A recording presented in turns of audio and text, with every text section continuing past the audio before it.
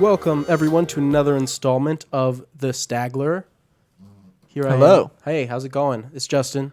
And Nick. And it's a cold March day. Oh, for my this goodness. episode, And it was like warm last week, and Yeah. now it's cold again. But, of course, this would happen because we're talking about the Ice Age Saga. We brought it on ourselves. You know, I didn't even think about Right, that. exactly. That's true. I woke up this morning, I heard da da da da da da da, or however the theme song goes.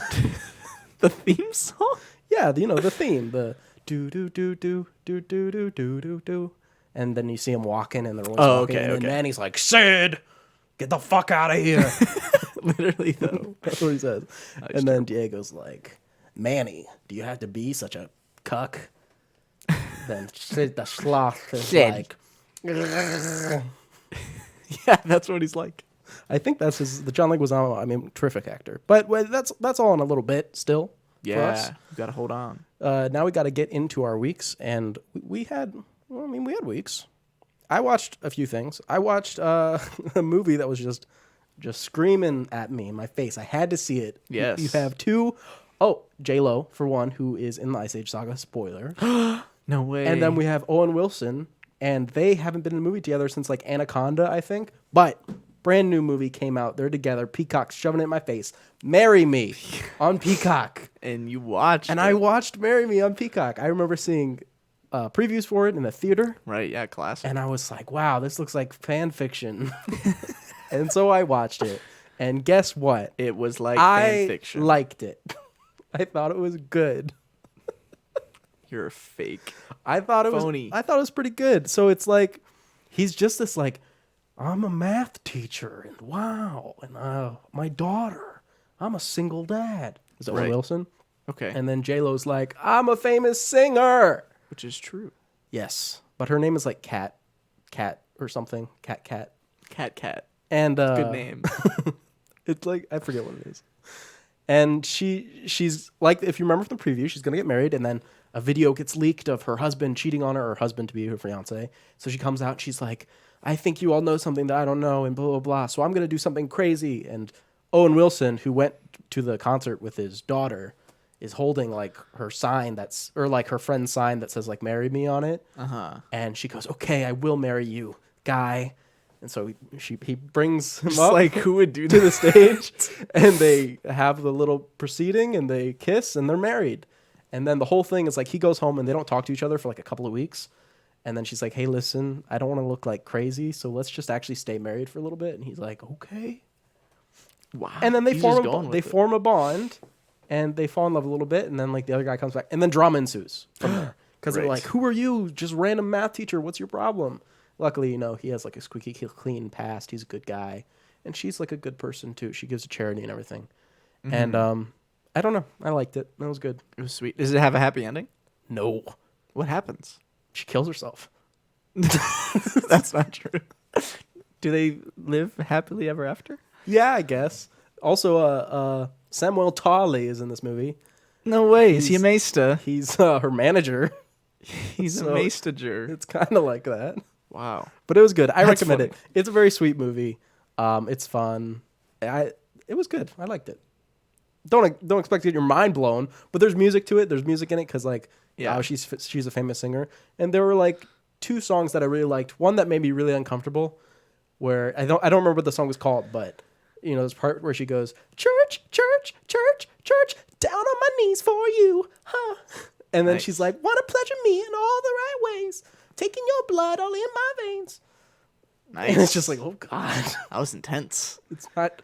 Made me feel very uncomfortable because it seems like a very sexual song, Yeah. and I'm not digging it. It's like the South Park bit, but real, or as real as a movie is. Right. Anyway, that's "Marry Me." Check it out. Sounds wonderful. After that, I was like, that was all sweet, but it wasn't quite gay enough. So I was on Shudder, and I think it was on Shudder, and I saw this movie called Death Drop Gorgeous, which is basically about this like serial killer attacking like drag queens and stuff. And I was like, okay. It's awesome. And at first I was like, okay, indie film, whatever. It's obviously really low budget. But in the first, the opening title, it played a song from one of my favorite bands. And so I was like, okay, I know I'm in. I'm in. You can't throw in some Boy Harsher and expect me to just roll my eyes. That's awesome. And so, yeah, there's a bunch of drag queens and there's a murderer going around killing everybody. And it's like, oh, who is it? Who's next? You know, you're following everybody. The acting is just like, wow. There's just some weird stuff going on, but it's fun.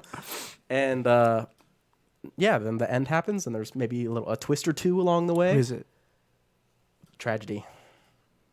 Sort of. But who is it? Tragedy. What? The person's name was Tragedy? Yes. Wow. Sort of. What do you mean, sort of? Well, I can't explain. You'll have to watch the movie.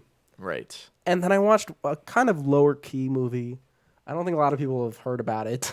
Oh, okay. What did you see? It was called like The Batman. The Badminton, I think. Badminton? It was called The Badminton. You know, I think I saw something similar. And it stars Robert Pattinson, and he plays the badminton. And Zoe Kravitz? Zoe Kravitz plays the Catwoman. And the Penguin. Farrell plays the Penguin. Wow. And Paul Dineno plays the Riddlinin. The Riddlinin? Yes, the Riddlinin. We saw the Batman. The Batman. Yeah, we did. Front row. A lot of people did. A lot of people saw the Batman. A lot of people saw the Batman. And everybody's loving it. They love it. Yeah. It's the best movie to come out in years. It's really good. So I want to say before anything else happens on this podcast, I personally enjoyed the film. I thought it was all right. I mean, I shouldn't say that I didn't think it was all right, because saying that it's not like all right is just a lie. It's not a bad movie. I just didn't enjoy it nearly as much as everybody else did, which is weird because the reasons I didn't enjoy it seem to be like the reasons people did enjoy it, which is just funny to me, you know, where it's the same thing, but just totally different takes. So one of the big things that I started off liking, but then ended up hating by the end of the film is in this movie, it's Batman against the Riddler. And a lot of it is him. It's all Batman. There's like very little Bruce Wayne. Yeah, maybe like 2-3 scenes. Cool. Makes sense. That's the character development through the movie. Didn't mind. Great. Yeah. And I'm really just cutting to the quick with, I guess, one of my major issues with the film here.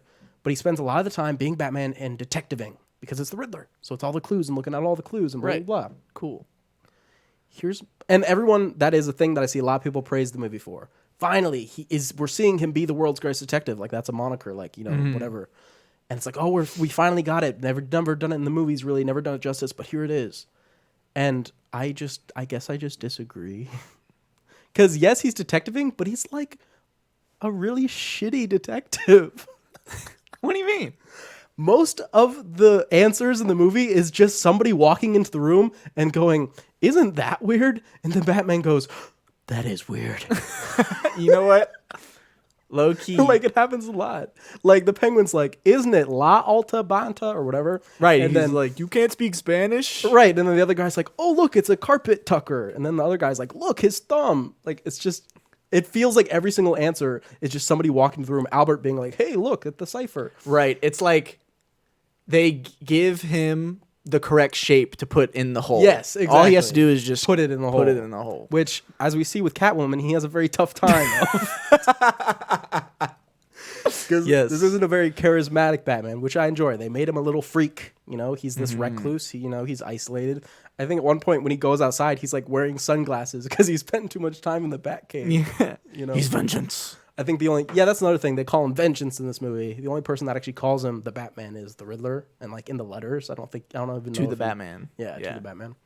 And the thing with the Riddler is I've been able to like be okay with his riddles because like really when you watch the movie, and I know this comes up occasionally, but like none of the riddles were like difficult. And I get that he wanted them all to be solved. That was the point. But it was still like, I guess I was a little disappointed because I wanted to be like intrigued by the riddles. But the riddles were like, Batman, if you don't answer this question, City Hall will blow up. What's brown and sticky? Fuck. A stick. Ooh, he got it. Batman, what's red and smells like blue paint? Red paint. Ooh, again. You know? It's Yeah, just yeah. It's that over and over. And I get, like, by the end of the movie, we see he thought he was, like, working together. Cool. That's great. Right. But I guess that was just me missing out on the Riddler being like, oh, I can't wait to see what funny like tricks he has, when it was really like nothing. Right. Even what about his final trick? His final trick of like the dam. Yeah. I was like, damn. Did you see that coming though? There's no way. No, I definitely saw one more thing up his sleeve. Right, I but didn't not know like- what it was. right, okay. Yeah, That's of course fair. I didn't know what it was, but like I was like, of course it is. The thing that really bothered me, and it's a tied to that. Okay. Is when he sees the final clue and it's like the envelope, and in the envelope is like the carpet thing, and Batman just like, oh, okay, and he just walks away, and I'm just like, bro, you like what? You're just like, this means nothing. Right. And he throws. I'm doing the voice, even though he doesn't really talk like that. He puts on like a little bit of a voice, but nothing. Yeah, he's just crazy. kind of like a little quieter, Lower, and, like yeah. lower. He's just like, yeah. I also think I would have just taken the Penguin out of this. This movie's 3 hours long, okay, and that's It where a is lot 3 of my hours long. problems also come, because they could have just taken the Penguin out of this movie. To me, I love the performance. I thought he was great. I is wish good. he had something to do other than be like, I took Spanish in middle school. Right. Yeah. He seems like he's in the movie just to serve for that one point where he's like, "Does you don't speak Spanish?" And then, because the Iceberg Lounge is where a lot of the movie like actually takes place. Right. But it's like you could have just had the Iceberg Lounge, but not introduced like the Penguin as this like taking up 30 minutes of screen time at least. Like, Right. you know? and they use him just to put in the big chase in the Right, middle, the which like chase. you have to put like a Batmobile chase in the movie. Like I get it, but like You could have made it anybody else. yeah, it could have been like a different one, I guess. Could have been or something. Catwoman for all I care, you know? Like, Right. Could have been And anything. also, another weird thing was I'm not super well versed on like Batman's morals. Yeah. But from what I know, is Batman doesn't like to kill people. And that's pretty apparent in this film. Yeah, but it just seems like in the car chase when there's like two semi trucks that flip over and crash into like 10 other cars and explode, and Batman's just like, yeah, Well, Batman didn't do that though. I know, but it just seems like I think he's just like, well, I missed those ones. Couldn't save them. darn. You know? There's also a big thing with that where, I mean, it's even sort of addressed in the movie where he's taking Gordon into the Riddler's, like, the orphanage or whatever, like the broken down, or run down. And he pulls out a gun. He's like, no, Gordon, not like that. And it's like, bro, what? Yeah. It's like, you're Batman. You've taken like shotgun blasts to the chest at this point in the movie. Yeah. And you're telling this guy in a tie to put down the gun? Like, what? Yeah, literally. No, I know what you mean. And obviously that's the big thing with that in this movie is what they do with Catwoman, which I enjoyed.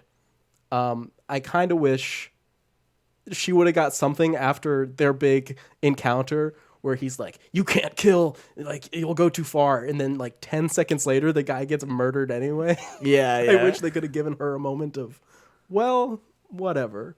Or at least, like, chastising him or something. I think she should have killed him. Killed, not Carcetti. That's fucking Carmine. The Wire. Carmine. Falcone. Falcone, yeah. And I guess just to get all the things I didn't like out of the way, two more things popped to my mind. Okay.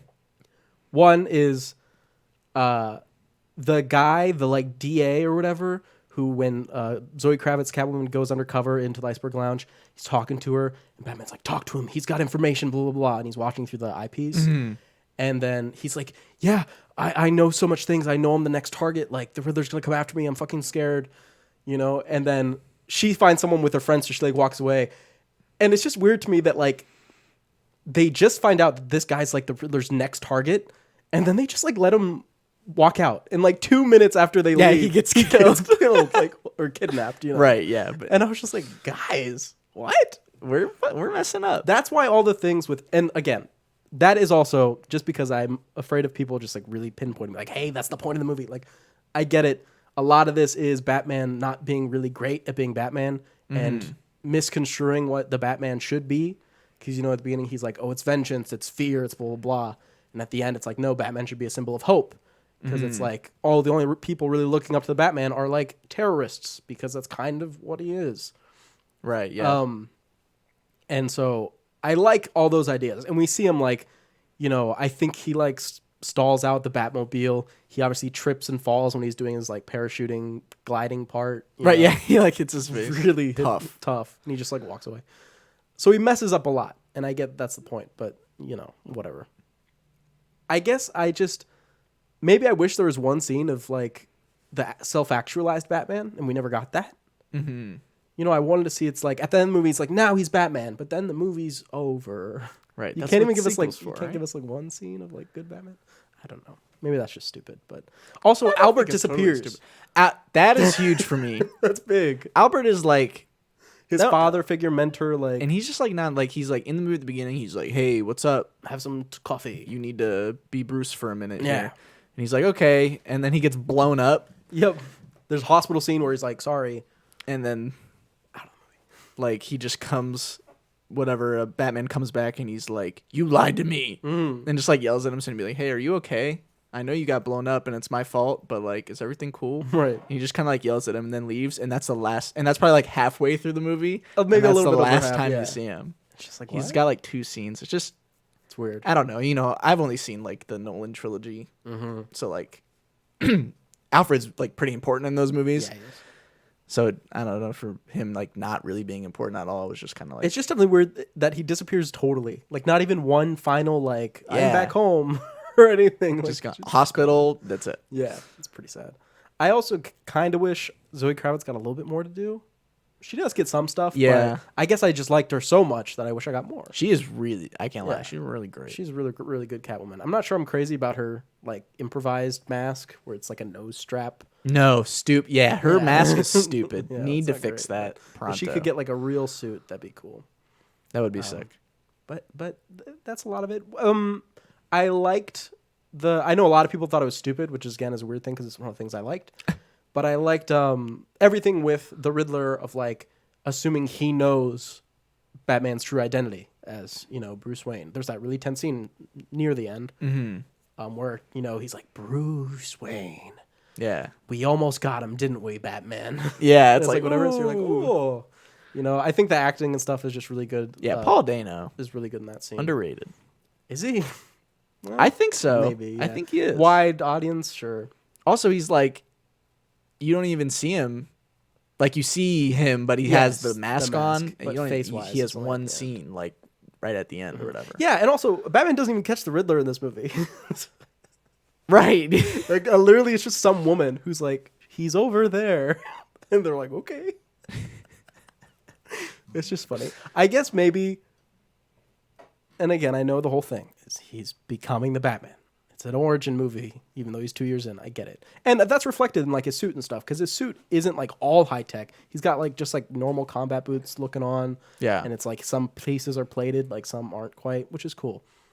But I guess I wish I just saw him get the upper hand like once, you know, just like one time for him to be like one step ahead. Like the Riddler says, "Oh, I've got one final thing," and then Batman's like, Yeah, I already handled that. disabled that, you know. I guess I was missing that, but again, I'm not a huge Batman fan. Maybe that's par for the course. Who knows? Right. One more thing that I enjoyed was it seemed like I liked the way they portrayed Gotham as That's- more like it actually felt like it was like a terrible place, I guess. Yeah. Because in the Nolan films, like bad things happen, but it seems like a A decent normal town. Yeah. town. But in the movie, I think the movie feels more like the games. Mm-hmm. Sure. They felt more like the Gotham from the games because I played those, but Yeah. I like the way they portrayed it as like 'cause it's like raining in every single scene in the movie. Yeah, it Like is. they probably used like enough water to fill the Pacific. I think, especially at that dam scene. Right. I think it's the one thing I want to say about Gotham was it's so obviously like an amalgamation of like all these cities. Like it's got New York in it, it's got London in it for sure with all like the architecture and everything going on. I felt like even a little bit of like some like Tokyo shit with like one of those neon light districts or at least a Chinatown like centric kind of place, you know. And yeah, it was just a lot of different elements of the city. This one big fake city, Right. was done really well. I think Gotham was done really, really well. Yeah, it was solid. And even like the people in it, like it felt like a living city with all the politicians and stuff that you saw running around. Right. Yeah, definitely. I thought it was a good decision to retrace the whole dead parents thing through the other kid losing his parents. Mm-hmm. You know, instead of just like retreading the flashbacks. Right. They with don't the want to do that pearls again. going on the ground and everything. They don't want to do that again. So I thought that was, you know, clever moves to get that in.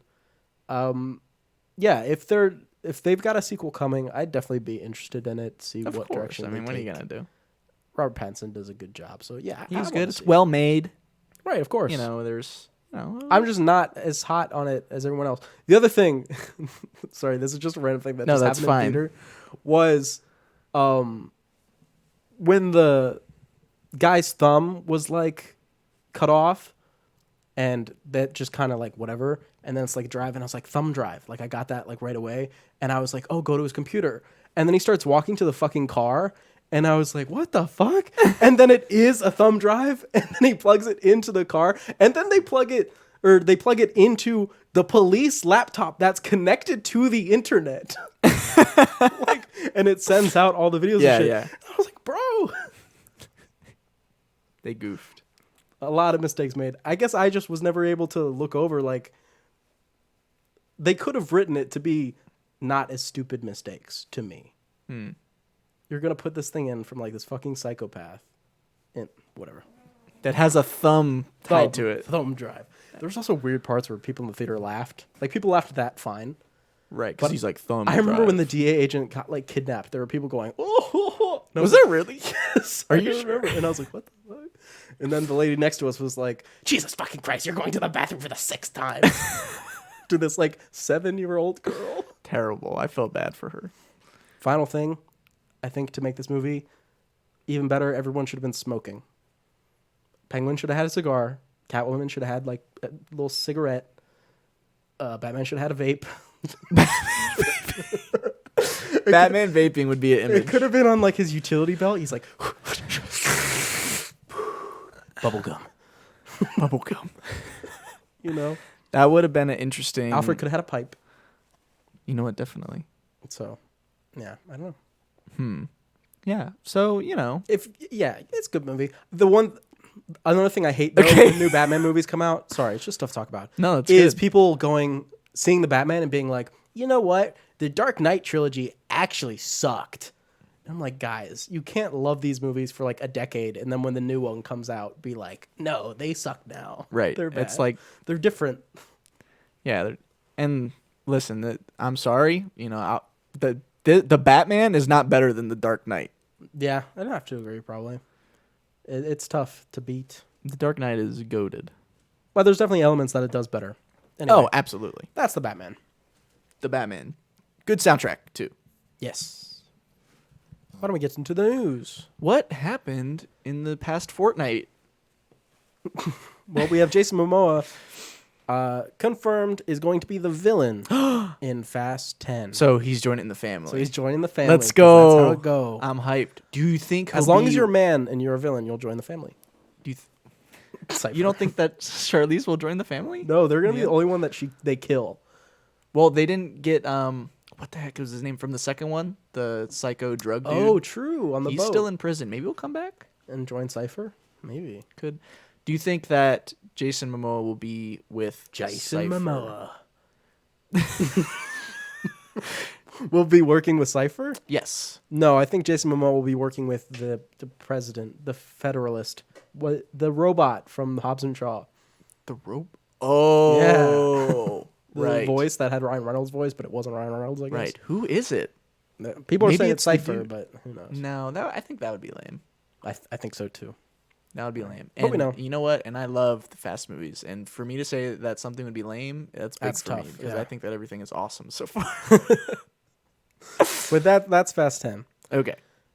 I Am Legend, next chapter. Will Smith and Michael B. Jordan Is to that star. what it's called? I don't think so. Oh, okay. To star and produce together for first time, Akiva Goldsman back to write. So yeah, they're doing a new I Am Legend. Doesn't he die at the end? I'm trying to remember. Doesn't he like sit in Yes. the car and die? Or no. They're in the basement and he like blows himself it all up. Yeah. Yes. And Will Smith's gonna be in it. I guess, sure. It says he'll be in it right there. So here's the two options. It's either a prequel That doesn't make. I mean, I guess. or he somehow survived the explosion and is now like a cyborg hybrid human monster. I want that, but there is a third killer of option. Vampires. There is a third option because the movie ending is not it's like a book or a short story ending. because I think they tested it, and it might even be on the DVD, like the alternate ending. But it's basically he finds the cure, and he kind of has a kind of realization moment that all the vampire people are actually like all there, like they have their faculties, and he's just been like capturing them and murdering them with his tests, and that's why they like want to kill him so bad. And so that's where I Am Legend comes from, because he is like the boogeyman that they're like, don't go out during the day because he stalks and he'll kidnap you and blah, blah, blah. Yeah. And that's where it comes from. Interesting. And so I think what happens is he just like gives her back, and they like just go their separate ways or something like that. I just know that the ending was him realizing, oh, they're not like implicitly evil. They're doing this because I have been torturing them, basically. Interesting. Which doesn't really come through in the movie, I don't think. No. It definitely comes through that they have some more going on up there than you thought. Yeah. But not that they're like just Okay. trying to protect themselves. Mm-hmm. So who knows? Maybe they'll go the opposite way. Be like, remember the ending?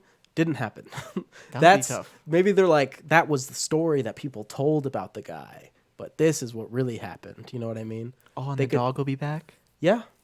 And maybe he won't have to strangle She, it this time. Sam. Oh, Will Smith. Yeah. Because I think her name was Sam. She was a little German Shepherd. She was cute. Sam. Actress is probably dead though. We'll have to recast. That is a shame. It's a shame. I like the part of the movie. Maybe in this next one, this is what needs All to right, happen. hit me with it. He needs to quote Shrek 2 in the next one. What will he say? I don't know, because in the first one it was when Donkey and Shrek first met. So I guess if he's quoting Shrek 2, it should be when Puss in Boots first meets Shrek and Donkey. What does he say? He says, I don't even "Aha, ogre," and then he goes, and then he's like, "What? Get that furry little thing?" And then Donkey's like, "Hold still, Shrek!" He kicks him in the nuts, Nice. and then he goes, and he throws up the fur ball. I'm glad you remember all that. And he chest bursts him through like Alien. Anyway, I'm Legend 2. I guess. We Are Legend. I hope that's what it's called. We are legend. And it's about 2 people. Indiana Jones 5 is wrap filming. That's cool. Let's go. I'm hyped for this, actually. I can't lie. James Mangold Yeah, directed. big. Expected to hit theaters June 30th, 2023. Wow. It seems like forever away, but it's really It's only not. a year. Yeah, it's not that far at all. That'll be cool. It's got to be the last one, though, right? You can't do much after, at least Harrison Ford. One can hope. I mean, They'll get you know, Shia back on board. Bro, if Shia came back, that would be something. I That would actually be down. something. We've got... Here we go. Movie theaters charged more for the Batman. Are price hikes here to stay? Did they? Yes, AMC Entertainment, the country's biggest theater chain, boldly announced plans to charge customers about $1 to $2 more for the Batman tickets compared to other movies playing at the same time. And this is something that I think even people like Spielberg have talked about like 10 years in the past, being like, eventually you're going to have to pay more to see like Marvel movies. And the other movies are going to be like normal price. What do you feel about this? I think, okay, so I think that's fair, but it also just kind of makes me feel bad. Like if you made a movie and they were like, the tickets for your movie are only going to be $5. Yeah. And like then like a Marvel movie comes out and it's like $15. It's just like, man, my movie was only $5. I don't see it that way at all. I think it'd be like if your movie was $15, people would be like, I'm not paying $15 to see a fucking... People will pay $15. Manchester by the Sea. Okay, well that, yeah. But the Batman, yeah, I'll pay $100. Right. I love this idea. I think they should make it $1,000 a ticket. Do you think there should be different prices for different seats, like at a sports stadium? That's interesting because front row should definitely be priced higher than normal seats because it is like the prime seating. Listen, so literally like the last like 10 times we've been in the movie theater, for some reason we've just sat in the front row. Yeah. And I'm IMAX. starting to like it now. Pretty nice. When you have to physically move your head to see the screen, it makes it a different experience. You feel more in the sound. I can't lie, the sound is the best in Sound the is front crazy. row. And probably also just because you have less sound of people around you. Right. There's less rustling popcorn sounds and like coughing. And You get to see the movie first, sneezing, and you get to see the movie first. That's true. Everyone Light sees travels. it like a little bit behind you, so you're unless before somebody everybody. in the back row is looking up. Up. Oh come on, that was hilarious. The projection. Oh, I was like, what? Oh Okay. man. I don't mind the. I mean, listen. I'm gonna flex. Our tickets for the Batman were free because I'm a platinum member Yeah, at Cinemark. platinum But member. even though it said that was AMC that was doing that, and Cinemark Yes. didn't or hasn't said that they were doing that yet. So whatever. I don't know. It's definitely a cool idea. It makes sense. Just kind of.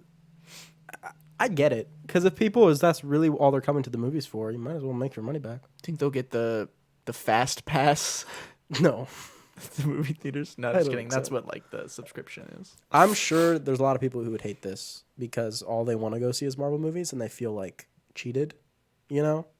Wait, does this mean that other movies will be cheaper or they'll be the same? Probably the same, just charging more. And like they said, it's $1 or $2. Right. So, you know, like if you're paying whatever. $10, you're paying 11 or 12 instead, which, you know, I don't know. No, that's And it cool to me. seems I don't like- really care. I mean, it really seems like they're just doing it for a bunch of blockbusters like Morbius, Top Gun Maverick, Jurassic World Dominion, Doctor Strange, like those Yeah. movies. But So- hey, I mean, if it keeps the movie theaters going, honestly, do what you got to do. Right. Because people, I mean, they talk about. I just wonder. That's honestly a good question about people who go to movies legitimately, mostly only for superhero films or things of that nature, Event movies. event movies. Is that precious to them? Or would they be comfortable seeing it on their TV at home? You know, I wonder if that experience, because they are best seen, you know, there are some of them more than others. Right. But, you know, it is a good thing to see it on the big screen with all the sound and everything. I wonder how precious And all that the is people to yelling. those people. Yeah, and all. Yeah, exactly. I mean, for people who go specifically for those, the crowd interaction, the cheering when Captain America picks up Thor's hammer and all that shit. Yeah. And It's fun. Yeah, I don't know. Or in Dune when Paul Atreides sees the holy war spreading across the universe like wildfire, and everyone was like, "Oh yes!" Right, exactly. Yeah, that was a great moment. Speaking of Thor, though, Chris Hemsworth will play the lead villain in Furiosa. Ooh.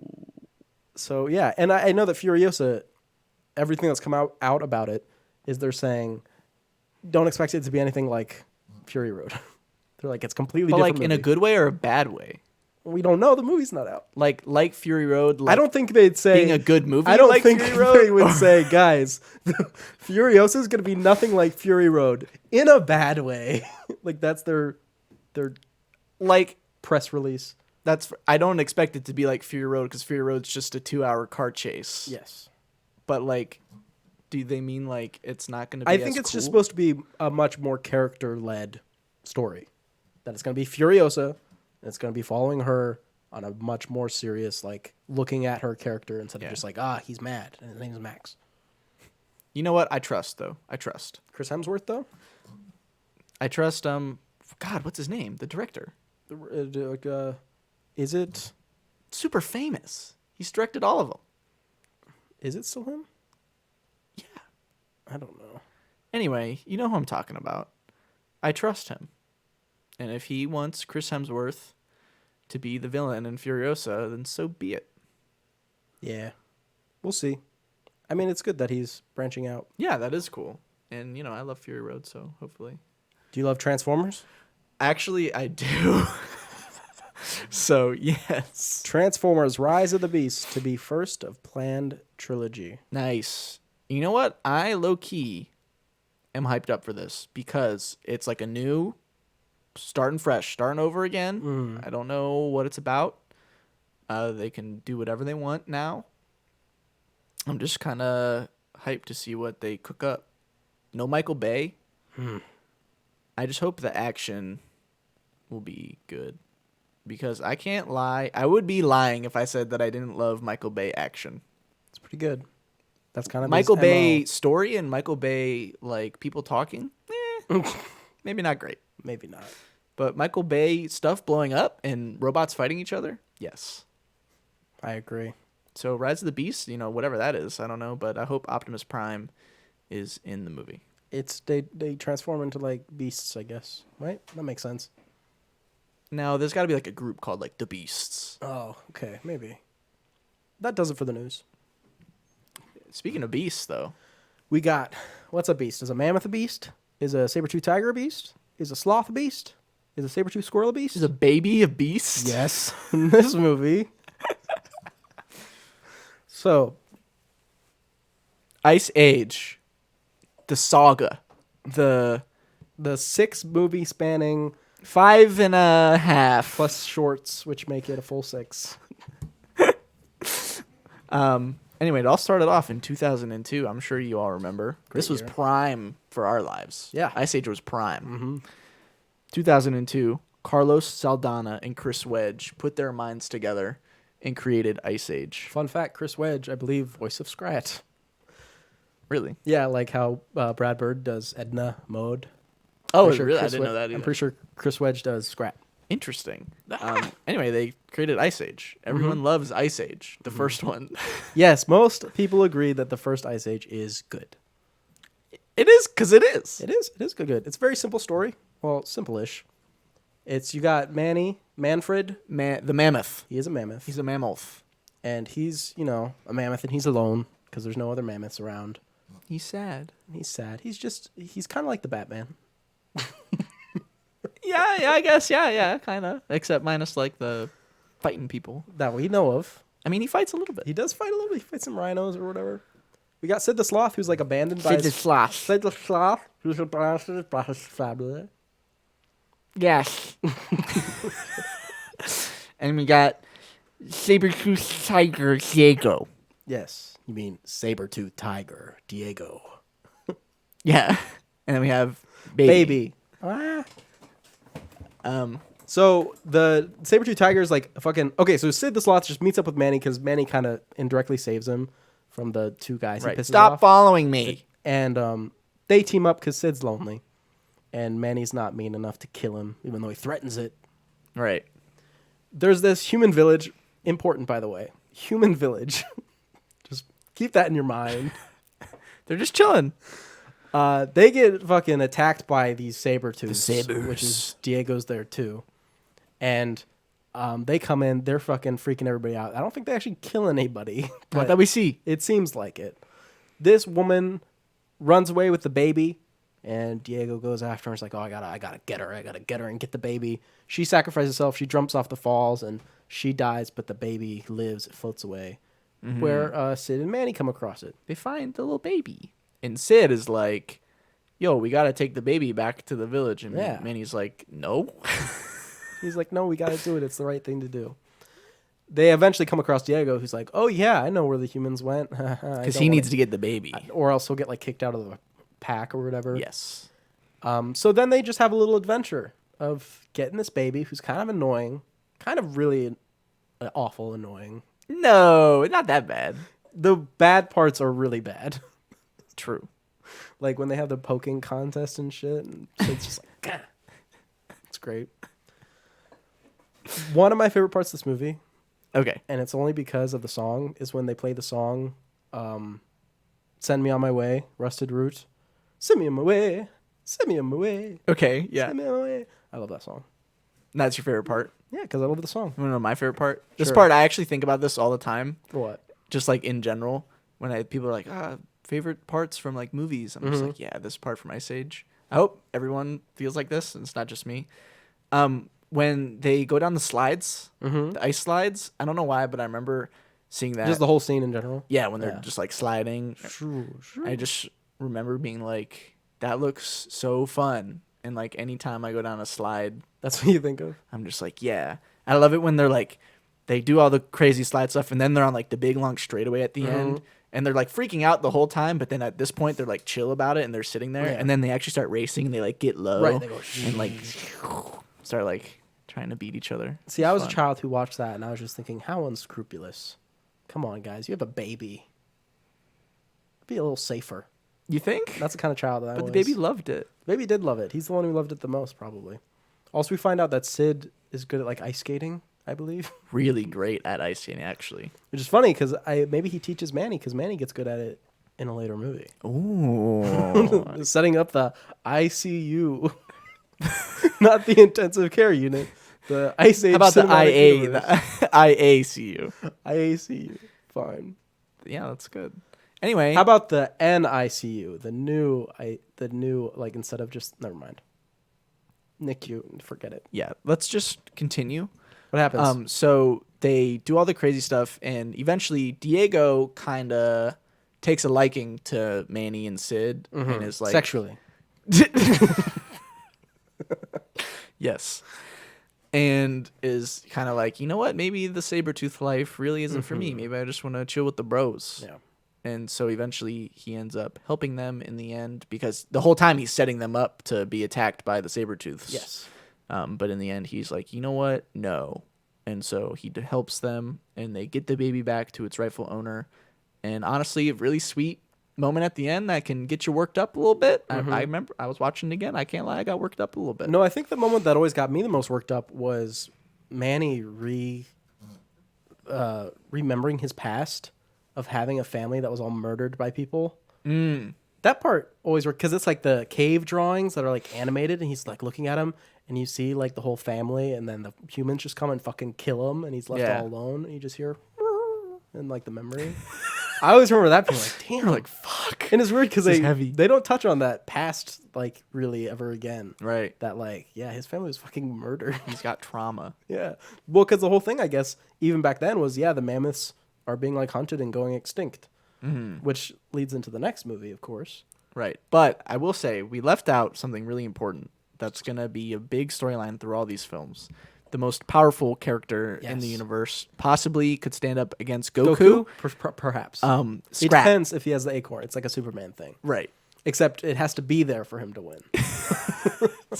So Scrat, in this movie, they introduce Scrat, and he just like, he wants to get his acorn, but he keeps on losing it and trying to get it back in wacky ways. And it's not really too wacky in the first one, just kind of like funny, like whatever. More like misfortune. Like he gets struck by lightning, like, oh, what bad luck and stuff like that. Yeah. It's not crazy yet. It gets really crazy as we keep going, but we're just setting that up I now. would say probably, with maybe a slight exception that I could talk about later, Scrat generally remains the unsullied part of these movies. No matter what, in each of the movies, when Scrat comes on, you're like, whew. You're like, hell yeah, Breath of fresh air, time. Scrat time. Right? Yes. I definitely feel that. No, it's true. But yeah, that's not the first movie. They get the baby back. The humans are like, okay, peace. Thanks, Thanks, See man. ya. And they're like, okay. And they walk let's off, go. and they're like, okay, we're a herd now. We're You heard? You heard? You heard? With herd? Then it's time for Ice Age 2. The Meltdown. From 2006. Chris Wedge said, no, I don't really feel like coming back again, but Carlos Saldana was like, let's do it. So he went solo on this one and was like, let's make it. Good sequel. I'm a little You're a little cold. on the Meltdown. So the whole deal with the Meltdown is that we find out at the beginning of this movie that Manny does not believe in climate change until he sees it with his own eyes. Oh my gosh, wait. Before you say that, that reminds me of a hilarious joke from the very end of the first movie. Oh, okay. They're walking off into the sunset right at the end of the movie. And Sid is like, man, it's so cold. You know what? I have a great idea. And Minnie's like, what's that? And he's like, global warming. Right. Yeah. That's just a funny joke, in my opinion. And it comes true in Ice Age: The Meltdown. It does. So things are like melting, but people are just like enjoying it. They're just like swimming and shit. Yeah, they're swimming. Until they check out the top of this like ice wall from the fucking Game of Thrones. The wall. And they look at the top and it's just an ocean out there. And Manny's like, oh my gosh, this is all going to break. And the whole thing is going to get flooded and we're all going to die. And they go down the eviscerator. They go down the eviscerator and people are like, wow, impressive. So it is just like the three boys just hanging out. Just guys being And dudes. they're like, guys, let's go. We got to go. Apparently there's a boat or something we heard. It doesn't matter if there's a boat or not because if we stay here, we're definitely going to die. So let's all we just gotta go. And this is like a weird issue I have with the movie that kind of shows itself. One, I never get how they get so far behind everybody else. I'm not sure how that happens in They this just movie. like stop. They just like kind of hang out sometimes. They're just guys being dudes. And also the other issue I had was it feels, and you have to tell me if you agree or not, it feels like they moved like 50 feet by the end of the movie. Like they're at the boat literally. and you look back and it looks like it's like 50 feet from the beginning of the movie. No, I agree. Which is very different from the first one because the first one, they're on a trek. Like you they're feel the moving. distance. They're This one, moving. it feels like you could walk it in an hour. Yes, I would have to agree with that. And that really always bugged me, and it still did rewatching it. I was like, they didn't go anywhere. We have them bumping into new characters. A mammoth, perhaps? Because Manny's like, oh my gosh, I'm not the last mammoth. Look, it's a fat ass girl mammoth. And she's like, what? I'm a possum. And then Crash and Eddie show up. They're like, yeah, Buster, That's our sister. Mister, It's Josh Peck. and Sean William Scott. I think Josh Peck is Crash, and the other guy is Eddie, the handsome one. Right. They're And- not twins or anything. They're not twins. What? They look the same, though. No, they don't. They Yes, they look do. very different. What? What? What do Crash you and mean? Eddie, they look exactly Are the you same. a possum racist? I bet Ellie looks the same to you, too. What is going on? They look very different. You can look them up. They look extremely different. Eddie's handsome. Crash is fugly. So yeah, she thinks she's a possum, which obviously she's not. She's a big mammoth. But that's just how they were raised, because she was abandoned too when she was alone. Okay, one has a slightly larger Crash is on the noise. right. Eddie is on the left. There you go. Other than that, they're exactly similar. That's so racist against possums. Yes. But I do agree, Ellie does look like them too. So they're like, hey, you guys got to get going. There's a flood, so let's all travel together. And Manny's like, by the way, we should like Hook get up. busy. And she's like, what? She's like, what the hell are you That's so talking about?" gross. So they leave. She's like, okay, let's go. There's just funny antics of them acting like possums, you know.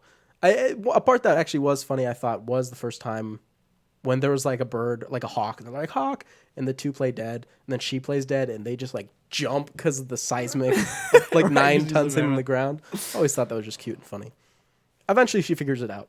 She's a mammoth. She's a mammoth. She's like, oh my God. So Manny's like, can we fuck now? And she's like, dude, What? Like, Manny literally super horny. I just found out. Like, He's like, we need to continue the bloodline. It's like, it's our responsibility. She's like, what? They brush it off and they leave. Manny very upfront. Sid and Diego in this movie. I'm sorry, but they're gay. Well, And the movies eventually do a disservice to their romance. They- because they could have done it and they could have pioneered. well, they do it eventually. We'll get to that if you don't remember. They do kiss. Anyway, they do. Okay. But what does Sid and Diego do in this movie? Sid's just kind of singing. He's like, I wonder what that bird thought. And then they do the musical number with BoJack Horseman going, food, glorious food. And Right. I forgot that. yeah. Will Arnett's Arnett. The bird, dude, the vulture. And I think that's one of my favorite songs. it's a good little musical number. Yeah. Oh, this also has the one with the Fire King, right? That musical number The Fire King. where it's all the little sloths and he's like humana humana humana humana humana ha. Oh, it's all the little yeah. sloths going da-da-da, and they sing, Yeah, I think so. which is a weird little part because it just comes and goes. It's a lot of things just come and Yeah. go in these. But what I was getting at is, what is Sid and Diego? Do they have an arc in this movie? I want to say they don't. No, it's mainly focused Oh. on It's Manny. Diego has a side plot of being afraid to swim. I remember. Right, yeah. Which is just resolved by him basically just like getting over it. They have one swims small at the scene of Sid teaching him like how to swim. Like, oh, it's easy. You're stalking your prey. Kick, claw, kick, claw. And he's like, cut it out. And at the end of the movie, that comes back. He's Kick, like, claw, kick, kick, claw, claw. kick, claw, right there. Yeah, that's it. And that's about it. Otherwise, this is like a Manny-centric movie, which kind of continues being. Every movie's basically a Manny movie. But we all know that Sid's the goat. At the end of the movie, they find the boat, and Manny like just walks through like what is basically a minefield, and then he freaks out and goes, ah! Right, he's like, we have to go this way. It's, and they're like, why don't we just go around? He's like, no. And in all fairness, they make it to the boat. The other guys don't. It's true. It is true. The flood comes. They save Ellie. Well, actually, they don't save Ellie, technically. Also, there's fish hunting them, but whatever. Scrat saves the day. As usual. Because he takes his acorn, he just dumps it into a little hole at the top of the big glacier. It cracks open and all the water siphons out, and the water's gone and everyone's safe. And then through the crack, what comes but a bunch of mammoths. Exactly. They're not alone. He thought that he was the only one and that it was just them two, but now there's a whole herd of mammoths. Okay. So It's beautiful. is it? There's almost a kind of, I mean, these movies, it's just weird to say this, but these movies are rewriting history a little bit. Oh my gosh. You're not doing No, but do you not think there's something interesting of the idea of like Manny coming to terms with being like the last, like actually coming to terms with like, I'm the last mammoth, okay. I know that's a little much for a kid's movie, but it's definitely an interesting idea of him just realizing it, being like, okay, I'm okay with that. And just not being so spiteful all the time. But maybe in a different movie franchise for kids. Yeah, I would say that it's just not the film. Maybe in Soul 2 it can be about mammoths. And Yeah, it could be. Yeah. And that's it. The mammoths come, and the they're movie like, ends. oh my gosh, mammoths. But cool. let's stay together anyway and have kids. Yeah, we can still fuck Queen Latifah. And she's like, I'm thinking about it now. You want my posse? Yeah, we're canceled for that one. Ice We have been Age, canceled. Dawn of the best Dinosaurs. Yeah, the best one. Ice Age 3, Dawn of the Dinosaurs, 2009. Get up, get off, get on the floor. Everybody walk the dinosaur. Carlos Saldana returning again, but now he's got a new partner in crime. Oh, PIC. Michael Thurmeyer. There we go. He must have brought that spice. Musta. Or that buck wild. Dawn of the Dinosaur starts with a baby being born. Psych. Well, wait. What does Scrat do at the beginning of this one? This What is the does he do at the one beginning of this where. I don't- What does he do in this one? Does he do anything in this one? I think it's just another like him being silly. It's nothing like too crazy. Yeah, he doesn't like start the thing as. Yeah, because in the second one he's kind of starts. Because in this one he eventually does get to the dinosaur place, Yeah, but I don't think that's at the beginning of the movie. I think that happens like a little bit later. Or does it happen? I don't know. I don't remember. well, this is the one where his love interest Yes, gets Scrat introduced. with a TE at the end. Anyway, before that happens, Sid is feeling lonely because Manny and Ellie are pregnant. And they're going to have their first baby. And Diego is also feeling kind of lonely. He's like, Our I time don't has really come. feel like, we It's not really heard anymore. yeah, they have their own family. We need to do our own thing. And Sid's like, okay, we can do it together. And Diego's like, yeah, no. No, I don't think so. So he leaves. Yes. And now Sid is really depressed because Manny doesn't really care because he's with Ellie and all the time. So he goes off to try to get some of his own kids. Right. He just walks up to a park and he's like, "Hi, kids." And they all run away. So he finds these 3 eggs. Yes. And he Shelly, Egbert, and Yoko. I'm glad you remember their names. And Fufu.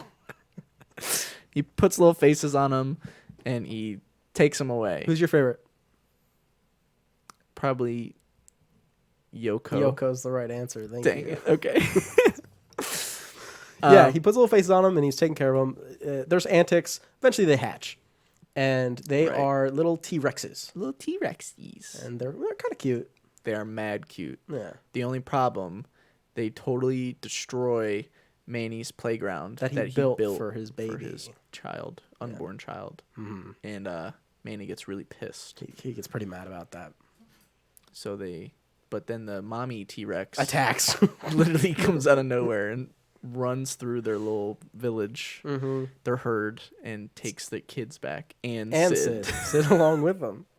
And they're like, shit, now we gotta go get Sid. So they go. He takes his pregnant wife down to the evil lair of the Right, T-Rex. so it's the Ice Age. The dinosaurs are extinct, apparently. Yes. At this point in time. But apparently underneath the ice that they've just been on forever, just apparently it's like a pretty thin sheet. Well, you've seen Godzilla vs. Kong. Right. Same idea. Underneath that is You know that's like a real theory, by the way? that there's a whole nother like world underneath. That's like actual theory that people have, that there is, in fact, like another civilization. Maybe not people, but like definitely like dinosaurs or wildlife of some kind in these like big caverns way, way underground. I mean, in Journey to the Center of the Earth, That's true. That was a documentary. I've seen it. I mean, you know what I mean? Like Brendan Fraser's been there. Yeah. Josh Hutcherson? He's been there. Yeah. Okay. So it's not totally out of the picture. So it's a little bit underground. And it's honestly, I mean, it's like 50 feet. It literally, like, you can see, if you look up to, like, the ceiling. You can where, see like, through the ice you can for see like the through. sun and stuff. Yeah. So it's like, okay. Anyway, there's a whole. Maybe it's because of the universe of meltdown. There's a lot dinosaurs. less Could be. snow and ice now. So they go in there and they get attacked by a dinosaur with a wrecking ball tail. I don't know what those ones are called. Ankylosaurus, I believe. Is that true? I think so. Look it up. No. Yes, look it up. What do I look up? Ankylosaurus. How do you spell that? Ankle, then take out the E and put an O, and then saurus. There you Wow. go. Yeah, that's right. I'm proud of you. Yeah. Dinosaur. They get attacked by Ankylosaurus. And then They catch up with Diego at this point, right? Yeah, Diego comes in. He's like, I'm looking for Sid, just like you guys. For Sid, because he sees the dinosaur like run past, and he's like, "Oh Sid, shit, I gotta go The get floppy Sid." green thing. Right. And they get rescued, right? Something like that, by Buck. Hello, It's me, Simon Pegg. I'm Simon Pig. And he's great. Is Buck the best character? He's top 3. Who? It's Buck, Diego, and Sid for top 3 best characters. Yeah, that's pretty good. Sorry, Manny. Sorry, Manny. Not Manny sorry. just tough. Sorry, Crash. Sorry, Eddie. Sorry, Queen Latifah. Sorry, Peaches. Sorry, Peaches. Sorry, Drake. Drake, oh my god. Sorry, Olaf. Sorry, Nicki Minaj. Nicki Minaj, exactly. Peter Dinklage. We're getting ahead of ourselves. They get Right. saved by Buck. He's this diesel weasel. The Diesel Weasel. He's this little rambunctious weasel. He's got a leaf eye patch. He's got a little tooth dagger. Mm-hmm. Big tooth dagger, I should say. Right. Big tooth. And he's like this crazy person who's been living. He's apparently from like above ground, but he made his way underground. He's been living there like for a while. Long time. Long time. He's a grizzled vet. So like he's crazy good at what he does at surviving and adventuring, and he can do basically no wrong. Mm-hmm. Sometimes he flubs a little bit, but that's okay. He's sweet. And they're like, "Hey, we need to find our friend Sid. Can you help?" And he starts licking the ground. He's like, "Yes." He went this way. And they're like, "You can tell that from licking?" And he's like, "No, I just saw him about an hour ago." For fun, I guess. And he tells them, they're talking about how, like, I remember, like, something, they're like, the biggest thing in the world, the T-Rex. And he's like, "No. Want to know how I got these scars?" Yeah, he's like, "I have a message for you, Rudy. A message for you." Okay. So he tells them about how Rudy... Killed him, but he lived. Right. Did you die? Yes. Sadly, yes. But I lived. But I lived. That's funny. It is. And that's how he got his scar and his Tooth dagger. tooth dagger. Which He is took very it cool. from Rudy, and he's been hunting her the whole time. And he's like it's like the biggest threat down there. Everything's scared of Huge. Rudy. Even the T-Rex is Even scared of even Rudy. Mama T-Rex. Mama T-Rex is hanging out with Sid and her kids. And Sid's trying to raise a vegetarian. It's not really working out. It's kind of a moment that was unexpected. That where the mom brings out like this, big hunk of meat and the kids devour it in seconds. And it gives Sid like a, told you so look. And it's Yeah. just a weird, because the T-Rex hadn't been like anthropomorphized yet in the Yeah. movie. It was just like a normal T-Rex. And then in that moment, it's given like a It's like, joke. And I was like, oh, Yeah. okay. So it's like normal. Low key, let me know if I'm just out of the fence on this one. But Sid and T-Rex, low key given like dragon donkey vibes. It feels like a ripoff, if anything. It's triplets. It's like, come on. I mean, I'm just saying. The thing that I think I get, my theory, is that the the dinosaurs can speak to each other like the mammals do, but it's just like a language barrier. Right. Like they have language and everything, they just don't understand each other. Exactly. That's what I've always thought. Right, because then like one of the later ones, like they actually talk to each other. Yeah, 'Cause exactly. they don't talk to each other in this movie.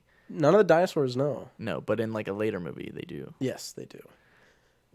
So What happened? this is what happens. The Buck tells them that the only way that they can get to the T-Rex is they gotta go Because she went to her lair. through the chasm of death, the plates of woe, and then the one other thing that I can't remember. Right. Anyway, they get to the chasm of death, and he's like, "Why is it called the chasm of death?" And he's like, "Well, we wanted to call it the smelly crack, but People giggled. And That's it's funny. like it's filled with poisonous gas and you can't breathe when you go down. They You'll get die. stuck on this little trolley and they breathe it in and it's like helium effect where all their voices go high pitched. But it makes you laugh because it might also be like laughing gas maybe. Makes you laugh so hard that you like asphyxiate and die. so they gotta save each other. Because she's like, oh, they're just laughing. He's like, those people were laughing. They died laughing. It's a bunch of skeletons. Like, it's kind of creepy. Yeah, a little messed up. And they're also like, it's almost like truth serum because they're all like spreading their beef with each other too. Manny's like, it was great when you left the hurt, Diego. You know? Yeah. I wet your bed, Crash. It's like, what? And I love how after that he's like, do you really do that? And he's like, nah, that's just gas talk, man. Right. So they get free. I think Ellie has to save him out of that one. Yeah, they get through. They come up with a safe word for Ellie because she's really prego. She could so if pop it's going to at come, any time. the safe word is peaches. They're like, say peaches and I'll know the baby's coming. Yeah. I don't know why you can't just say baby's coming. Do they explain? No, it's fun. Like it's fun. It's just a fun thing. So they get to the plates of woe. But Whoa. it turns out that Rudy has already been through that area. Mm-hmm. So they're like, we need to cross. So they start crossing, but the velociraptors are on the prowl. Yeah, And they kind of attack them a little bit. And they have a pretty intense showdown. And Diego really steps up in this scene, and he protects the crap out of Ellie. Because Diego's deal in this movie, because every movie, the main plot is Manny's deal. Diego's deal in this movie is like aging, or like it's sort of like aging or just losing his edge and stuff, because he has like parts where he like gets out of breath, he gets blurry vision, like he just can't keep up, but he's able to like overtake that. He's getting in the soft. scene, and he kills all the dinosaurs real easy. And then Sid's whole thing is obviously motherhood in this movie. Right. He's a good mom. So he's protecting Ellie. Manny's also going and killing a bunch of velociraptors. Yeah, he's really messing them up. And she's having the baby. She's like, so he's like, gotta get to her. He's like, oh, I'll get to you. I'll, protect her and everything. By the time Manny gets up there, she's had the baby. The baby's born. It's a little baby. It's cute. It's a boy. That's its tail. It's a girl. That's a pretty funny joke. Good joke. That would be, wow, just ginormous proportionally. Body to, never mind. Okay. You've seen their tails. Anyway, they name it Peaches. Peaches. It's a girl. Get it? They name it Peaches because that was the thing. Because she's soft, she's small, she's a ball of fuzz. Fuzzy. Peaches makes perfect sense. Beautiful. I hate the name. You don't like peaches? Oh, yeah, just keep it at Peach, like Princess Peach. Peach. Yeah. Peaches. Peach. What about Peachy? Because then, like, I don't like names like that. Because then it's like, if you want to say like it's her car or like it's her, like stick for like keep it in universe. Oh, it's Peaches' stick. There's a Peaches stick. It's Peaches'. If you say it's Peaches' stick, it belongs to Peach. You'd have to say it's like Peaches' stick. You're thinking grammatically. Yes, grammatically. I'm always thinking grammatically. Everyone says that about me. That's fair. Anyway, they have the baby, and then do they have the like go baby. deeper into the place because they don't really have a choice anymore. Right, because they still need to find Sid. Doesn't he rescue himself? Yeah, I don't even think they like find him because just, he like, ends up shows making friends with the T-Rex. Yeah, they're co-parenting, And they kind of just like meet up, I believe. And Yeah. he's like, okay, I have to go. Mm-hmm. I'll miss you guys. Yeah, see ya. And there's a sweet moment where There's they a all sweet moment. hug, and then mommy dinosaur runs away with kid dinosaurs with Yoko and Shelly and Egbert. Egbert. And then Rudy's like, I'm gonna fuck you all up bad.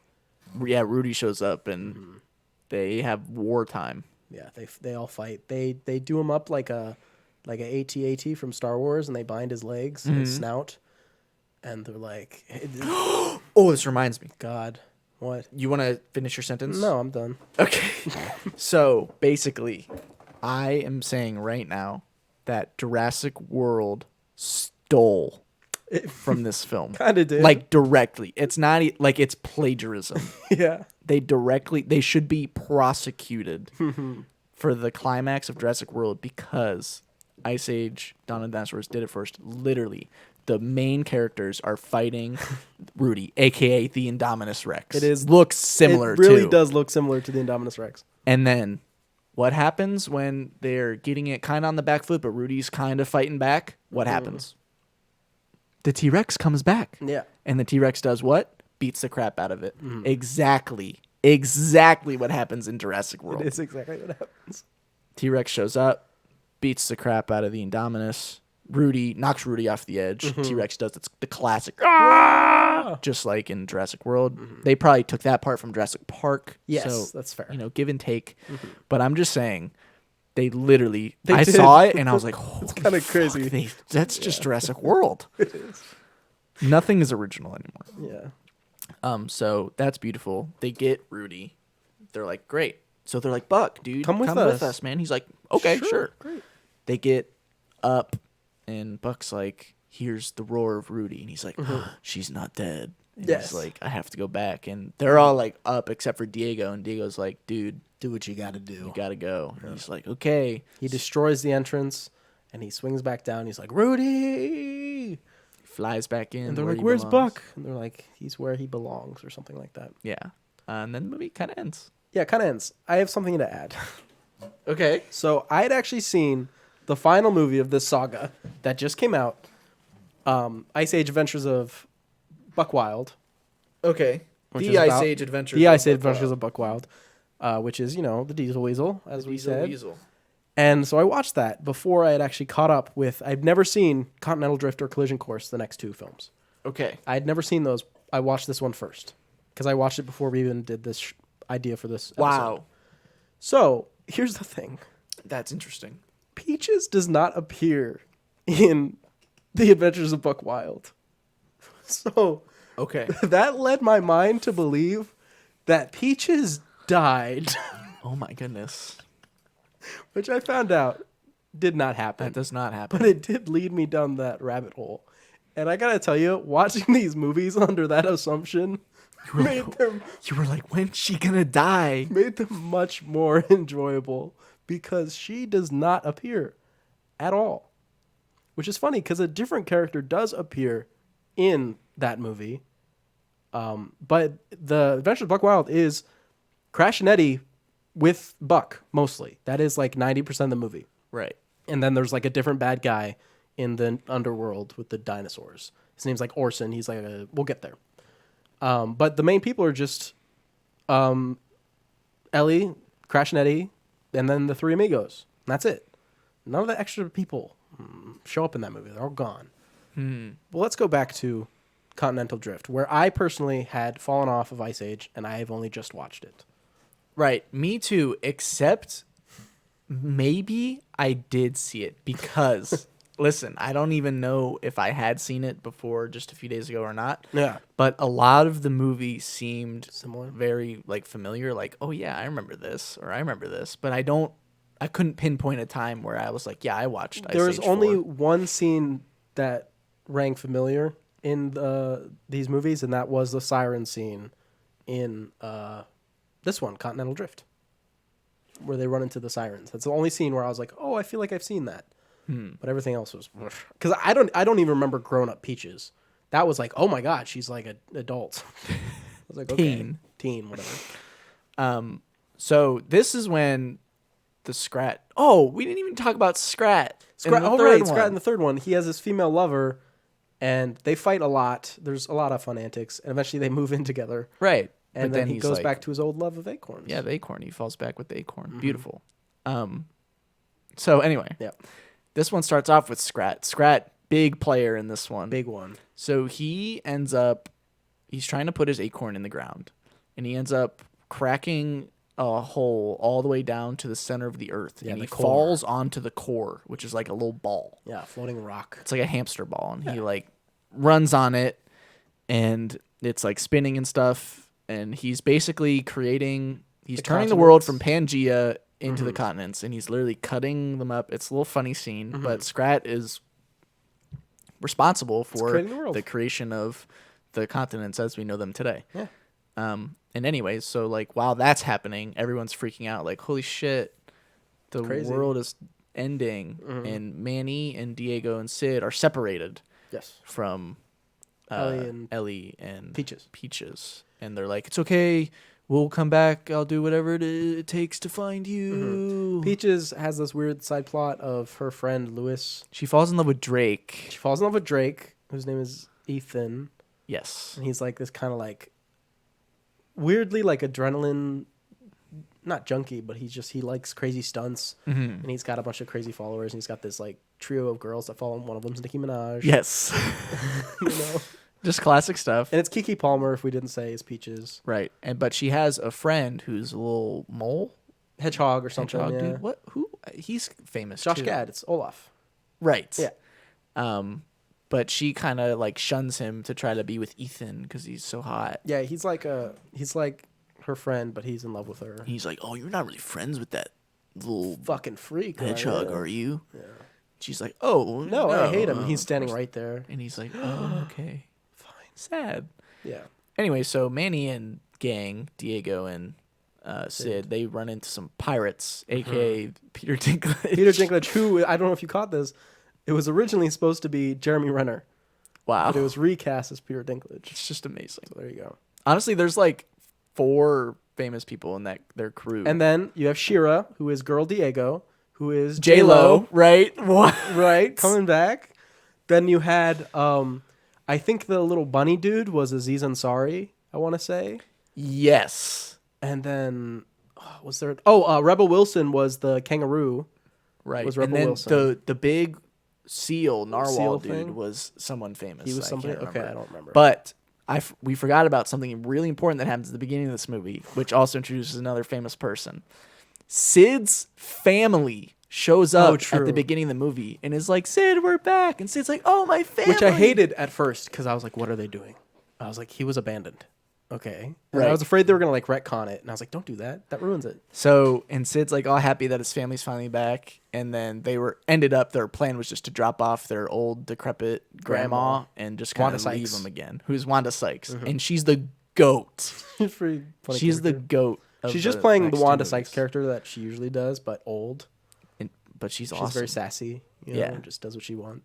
And so Sid's sad that his family left him again, but they have Granny. Yes, they have Granny now. And so his arc in this movie is, I guess, when the first one, it's like, finding, a new herd or a new home or whatever.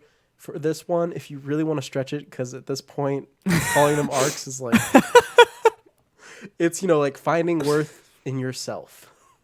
Self-worth, I guess. Yeah. Because the Granny has lines of like, oh, they think we're useless. They think we can't handle things. But she is always handling business. So Absolutely. I don't know what they're talking about. She throws down. Really, it's only annoying because people try to protect her, even though she has never once shown needing protection. No, she's literally unkillable. Yeah, so it's crazy. So they have what? We'll get to it eventually. This funny thing happens with that character that I was not expecting, but in the next movie. Oh. Okay. So they have a fight with the pirates or whatever, and they get captured. Did you like all the casting, by the way, of all the guys? Freak yeah. Okay, good. No, because I liked it a lot. Sign too. me up. Thought it was great. Put 20 million famous people in a Yes. movie, even if they have like 2 lines. Yeah. It just makes it better. Because you're like, oh, yes, I know this person. Would you agree that it seemed like with each movie, just animation and everything just got better and better and better? Yeah, I think these movies specifically, like this saga, like pictures like the growth of animation over time. Because it starts like when 3D animation was like early. Yeah. Back in like early 2000s. Yeah, going back to the first Ice Age, I mean, for the time, of course, you have to remember, but it is rough. Even compared to the Meltdown, you're like, oh, Yeah. it's rough. But you can see it like how it gradually gets better and better and better. It's cool. It's a cool way to like see the progression, I guess. And obviously the animation in this one pretty good. So anyway, they have enslaved a race of like hamster dudes, and they're using them They're hamsters, I guess. to like like build their ship or whatever. Yeah. Regular slave stuff. Yeah, Manny convinces them. Well, Sid technically convinces them because Manny can't communicate with them, but Sid can. He goes, "Oop bop, boopy bop, boopy shoo wah ba boo beep," and then they're like, "Yes, let's go to war." We're going to attack the pirates, steal the ship, and get back to the mainland. So they fight them. They win. It was like a diversion. It was pretty smart, because they go fight the little guys, and they just scurry off, and they attack the big mammoth thing, but it's just a statue, and they just steal the ship while that's happening. Yeah, I think at this point, Shira, she like falls off because they're like floating in the ocean now, and they're like, "Hey, come on!" She's like, "I'm not gonna get on your guys' boat," and he's like, "Unless," and she's like, "Fine." I think we messed up the timeline a little bit there, but it's not important. She does join them, and she's like, "You guys are cool, I guess. I guess my ship is all messed up." And this is Diego's love interest, which is the beginning of their gay erasure. Yes. Yeah. We have a point where, and this must be before she actually gets on the ship, but the siren scene, like I was talking about. So Sid sees just like a female Sid, basically, who like Right. is gross. Yeah, honestly, she's kind of like. Granny sees like a hunky sloth. Of course, Diego sees Shira, and Embarrassing. Big L for Sigma Diego. And then he got betafied in this movie. That's all he I'm saying. did. And then Manny sees Ellie and Peaches. Fair. And it's like, oh, we need you. We're over here. But he's the one that realized because Ellie says something like, you were right all along. And he's like, Ellie would never say that. Yeah. He's like, they're demons. And he like turns the boat away. And that's when he turns the boat away and Diego and Sid kiss. And they kiss. And Diego's only response to this is, why are we kissing? Not stop. He just goes, why are we kissing? So they do go for it. They go for it. They kiss. Tried. You know what? You're right. But What? it gets erased. We need to edit in that slug from Star Wars that happened when the gay kiss in that movie happened.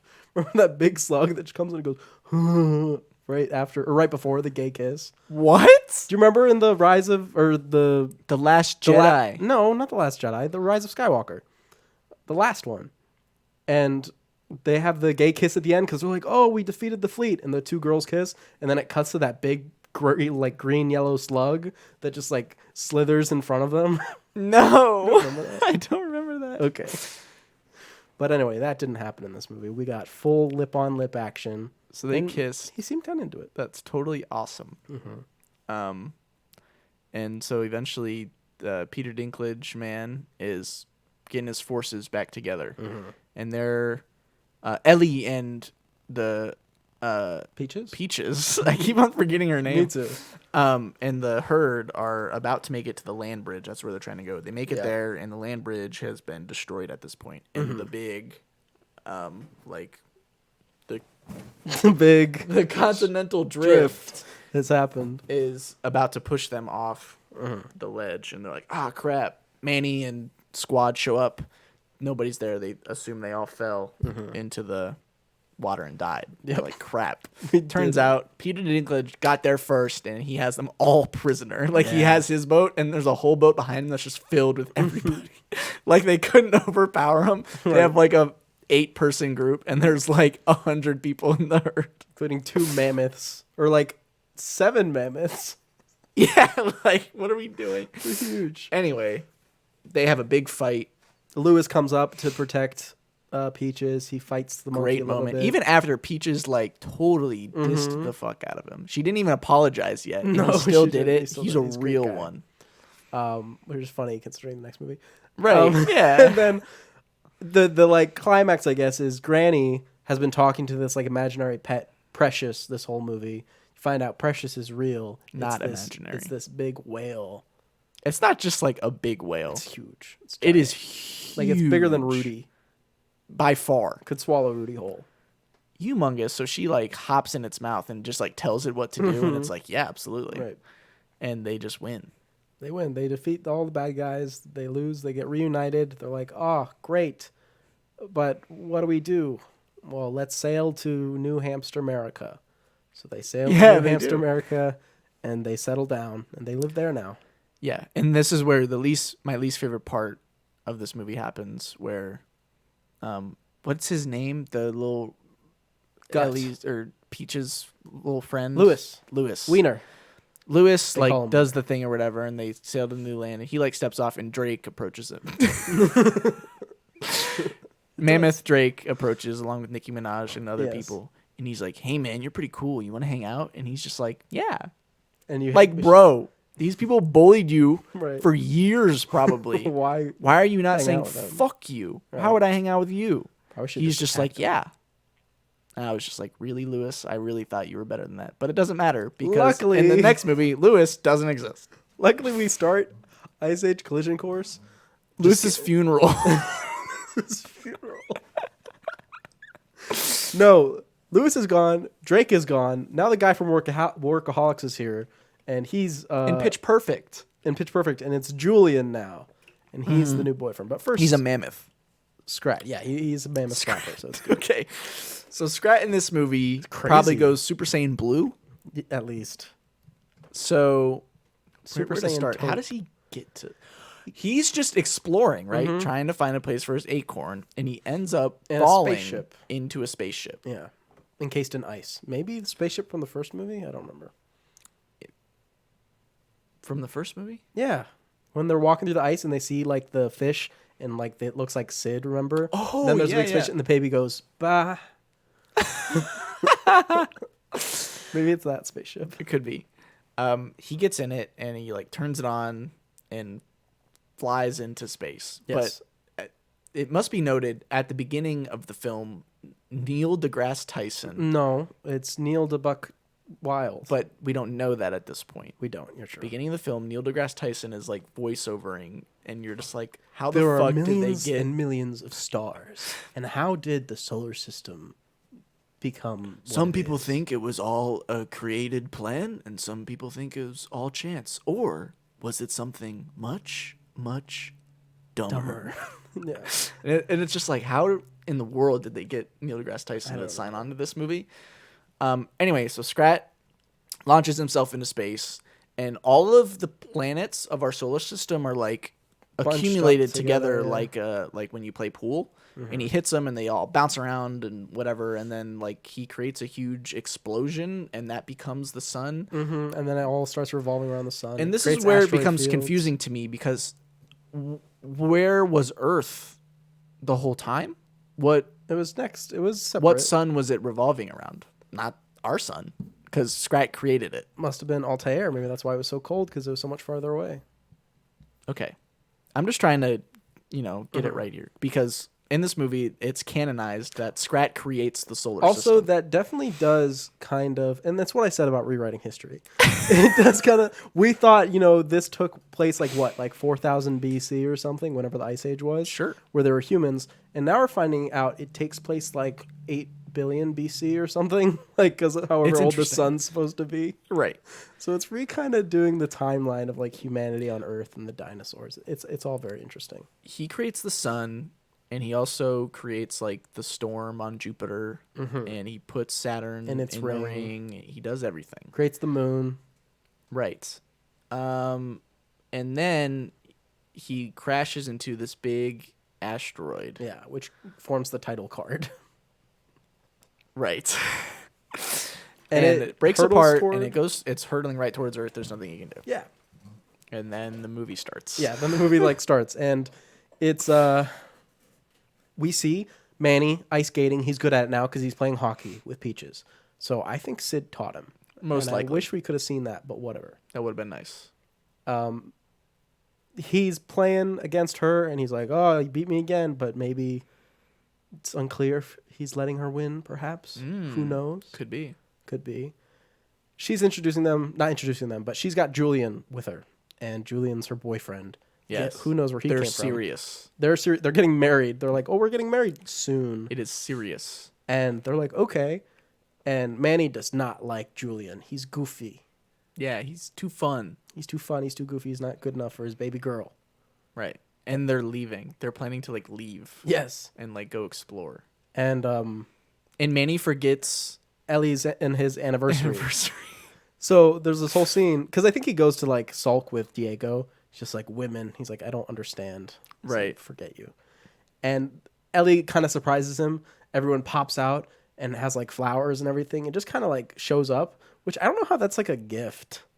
Because they get like, this is what I got you for our anniversary. All these people. What did you get her, Manny? It's like did she really do? I mean, I guess she invited everybody. That doesn't seem like a gift to me. Someone was like, happy anniversary. Here's all of our friends. I'd be like, what? That's not what this is about. Yeah, I know what you mean. They're like, what did you get her? And he's like, somebody from the crowd's like, he forgot. Which is pretty funny. And everyone gets upset, but then Fireworks. fireworks go off everywhere, and they're like, "Oh, this is so beautiful! Okay, You yeah. lit up the sky for me." He's like, haha, yeah. And he looks over to Sid, and he's like, "Oh, Sid, good call on the fireworks." I And didn't he's do like, "I definitely didn't do this." There's a subplot, if you can call it that Diego and Shira want kids. Right, but kids are like Scared afraid of of them. them, Yeah, because they're, you know, and they're like, predators. Maybe, what do we do? There's a scene where I was halfway to Googling, can saber-toothed tigers eat grapes? They were eating a bunch of grapes, and they were talking about this, and they're like, "Why are kids afraid of us?" And you could see, and obviously they were setting up the joke because they were getting like grapes all over their faces. Yeah. And they're like, "Why are they afraid of us?" They look over to a group of kids, and they're like shrouded in the shadows with these like bloody looking mouths. Yeah. And the kids just look over like, like, "Hey, kids." And then they run away. Yeah. But the fireworks quickly turn I like to... Diego and Shira. Just want to point that out. No, I wish we got more of them. I ship Diego and Sid. Sorry. Well, I didn't say I like them as a romantic pairing, but I think it should be Diego impregnates Sid. no Shira, and then Shira, when she's at term, puts it in Sid's belly like a seahorse. Then he gives birth, and then they raise it as like a 3-people couple. You know what? I would be down for that. Ice Age. What would you call that one? Thruple trouble. Thruple trouble. Good. The fireworks quickly turn to meteor shower. Yes. And they're like, "Holy crap!" It's And meteor Ellie shower. gets We need to mad. get safe. She's like, "This isn't an anniversary gift at all." Right. And he's like, "Okay, yes, but like we're gonna die, so we can't worry about that right now. We need to get to the cave." They get to the cave, and they're like, "Dang, holy crap! That freaking meteor shower." They come out. Their whole place is like destroyed, basically. Buck Wild comes out of the ground. He's like, "Guys, listen, we're all gonna die." And they're like, "Buck, what's up, man?" He's like, "You're all doomed. It's over, unless we go and stop it." They're like, "How do you stop an asteroid?" He's like, "Eh." I don't know, but we'll find out because he has the prophecy. Yes, he just found a prophecy, which, like, is a thing. I guess you're supposed to assume aliens did it because of the UFO and everything. Yeah, there's like an prophecy. ancient civilization. Because you find out that it was like, at first it was just like a bunch of like weird isopod looking things. Meteor came, destroyed everything. Then it was the dinosaurs. Meteor came, destroyed almost all of them. Then it was about to happen again. And so they're like, "I don't know what to do, but I know that it's going to happen at this mountain. Doesn't matter if we run away, it'll kill us anyway. So let's just go to the mountain and see if we can figure it out." I guess we missed his true intro, which was like saving an egg from these weird like pterodactyl raptor things. Yeah, for pretty this cool scene. Triceratops. Yeah, it's a cool little scene. It's like a little musical number and just like fun action, seeing Buck Wild do his thing. Mm-hmm. And those 3 are like, other than the asteroid, are the antagonists for the movie. And it's Nick Offerman, right. who I actually think was like horribly cat. I hated it. No, his voice doesn't fit. Oh, it didn't work. It doesn't fit at all. Because he's like this evil dad, and he has like these 2 kids who are like his little minions. One's the like dumb, nice one. The other one's the mean girl. Yeah. And they're like, "Oh, we got to go kill Buck Wild." And a lot of the stuff is stupid for the film, but their whole deal is, well, if we let the asteroid hit, we can just like fly a little bit above the ground and we'll be okay. Yeah. And they're like, "Okay." And they point out how stupid that is. Later, yeah. But still, it's dumb. Neil the Buck Neil figures that out. Yeah, Neil the Buck Wild figures that out. Because I think, yeah, that's what Buck Wild like takes Crash and Eddie. He's like, "I can show you," and just grabs their heads and they go into like his mind. He's like, "This is my mind." And Neil the Buck Wild is there, and so is Pythagobuck or whatever. Yeah. And then like the Dalek Buck. They just kind of do some science They explain the stuff. plot. They're like, "This is the math, I guess." Right. They're like, Neil the Buck is like, asteroids are magnetic.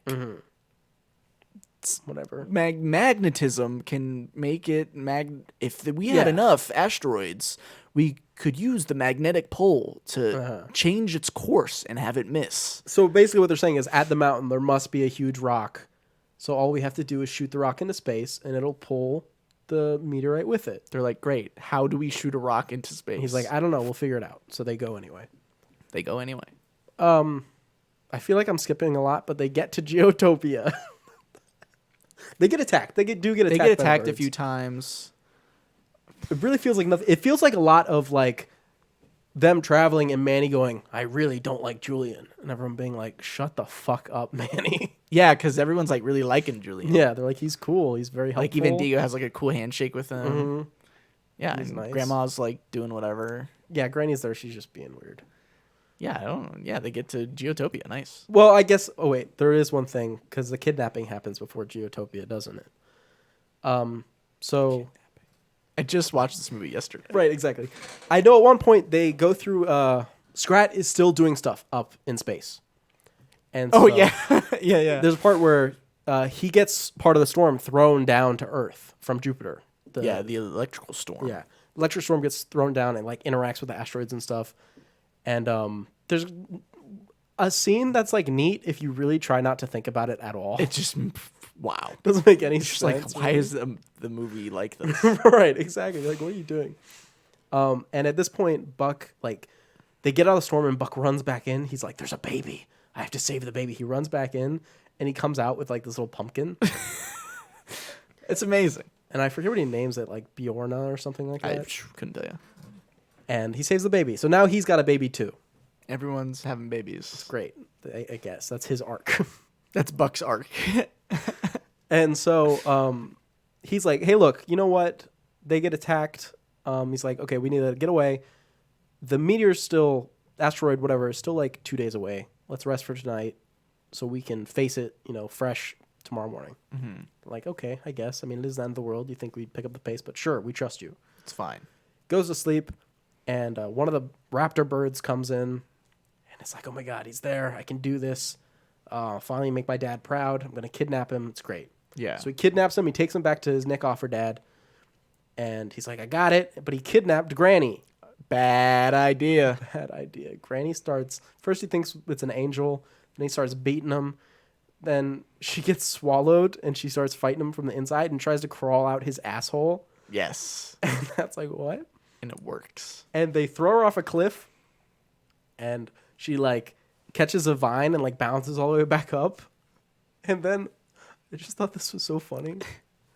He punches her in the face. Oh my God. Like, Yes. it's straight up. He punches does. the old sloth woman in the face, lights out. He does. He knocks her the fuck out. But she literally just goes to sleep, and she just like rolls down the mountainside, and she's fine.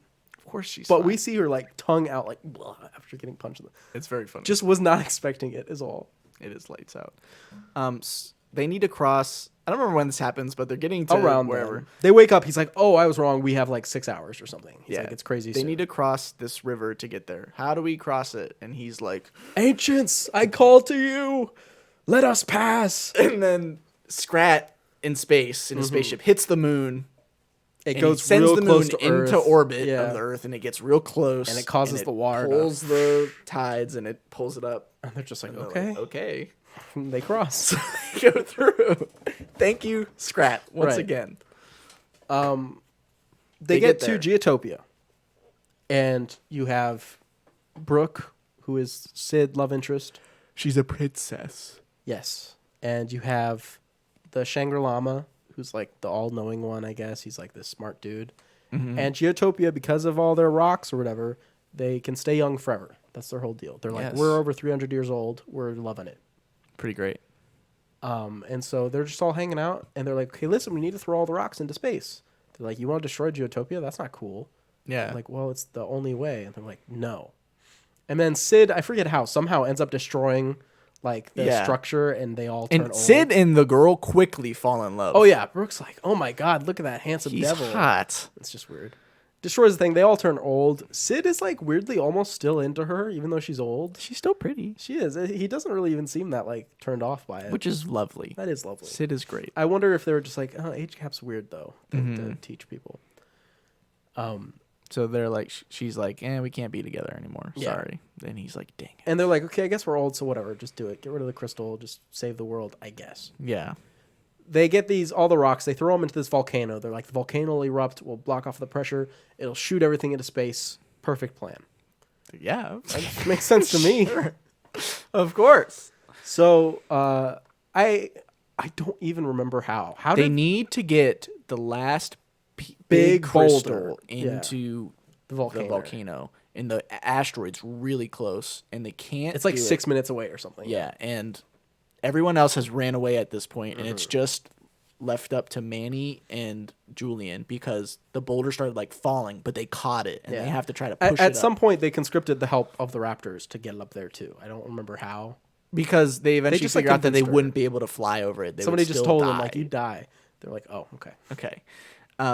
And they're doing it, and Julian's like, we have to let it fall. And he's Mm-hmm. like, are you kidding me? You can't do that. And he's like, dude, I literally am in love with your daughter, and you all think I I've been would doing just my wanna whole life is die? trying to like impress you. Like, Yeah. why would I fuck this up? Like, just trust me. And he's like, fine. They let it fall, It falls down the mountain, does a loop-de-loop, and flies up back into the thing. volcano. And it hits, and then the volcano erupts and shoots it, and it magnetizes the asteroid. And the asteroid just barely. I kind of wanted to see, because it barely scrapes, like it almost hits the ground where they're all at. So I was wondering, like, what if they just all got smushed, but they saved the planet, but they all just like got taken out? You're like, That'd be tough. done. Like they saved the world, but at what cost? It's true. Reminder: there are humans on this planet. Somewhere there is a tribe of humans if they are still alive. they are out there. Just hanging. They probably died in the melt. Well, no, they could make a boat. They're probably living, thriving. They're out there. I don't know. They save everything. Sid says goodbye to his one true love. Brooke, yeah. Granny's like, you know what? I'm going to stay. I like it here because she feels at home with all the old people. Mm-hmm. They get in a pool, but one of the rocks comes back down and zappifies the pool, and they all become young again. In the pool. Or no, forever, I guess. Yeah, and this is another funny thing because the Shangri-Lama is like, oh, this is a fountain of stuff that makes you young forever. Yeah, right. He's like, we can work out the name later, yeah. which is just a funny like fountain of youth thing. Anyway, but Granny's hot. Granny's young. woo! She's pretty steamy. Sheesh, she's smoking. Can't lie. And I'm glad I didn't see this in the theater. Let me just say that much. Good thing this was an at-home watch. Yeah, You know what I'm for saying? The Sid's love interest is like, holy crap, I can be with Sid now because I'm hot So again. she runs off. We go back to the herd, and it's Julian and Peach's wedding.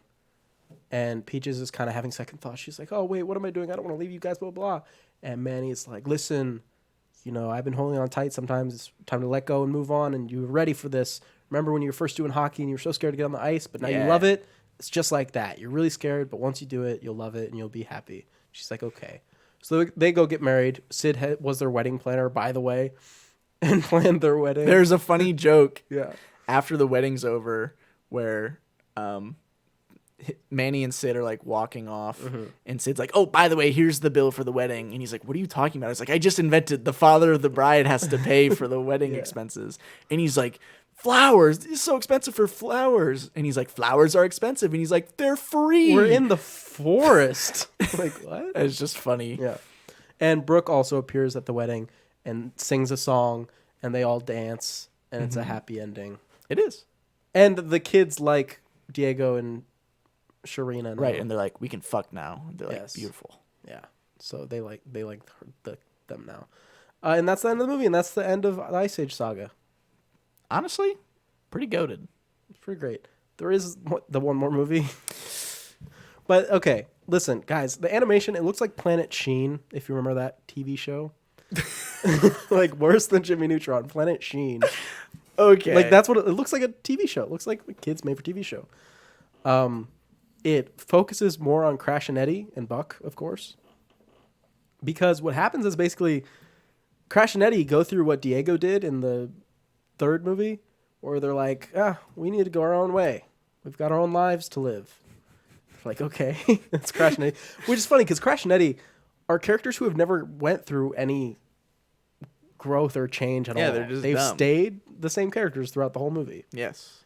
But this time they're like, no, we need to grow up, and we need to, like, be on our own. Right. It was, They get, like, rap clothes, and they sing a rap song. hell yeah. And it was a good song. I added it to my playlist. Yeah. No, it was a good song. Eddie is handsome. He calls himself handsome in this one, which is funny because I've always thought that he was the handsome brother of the two. But Crash. Ugh. Disgusting. Gross. Super. As far as possums go. Yeah. Ugh. Eddie. Eddie, though. Hey, you know. Eddie.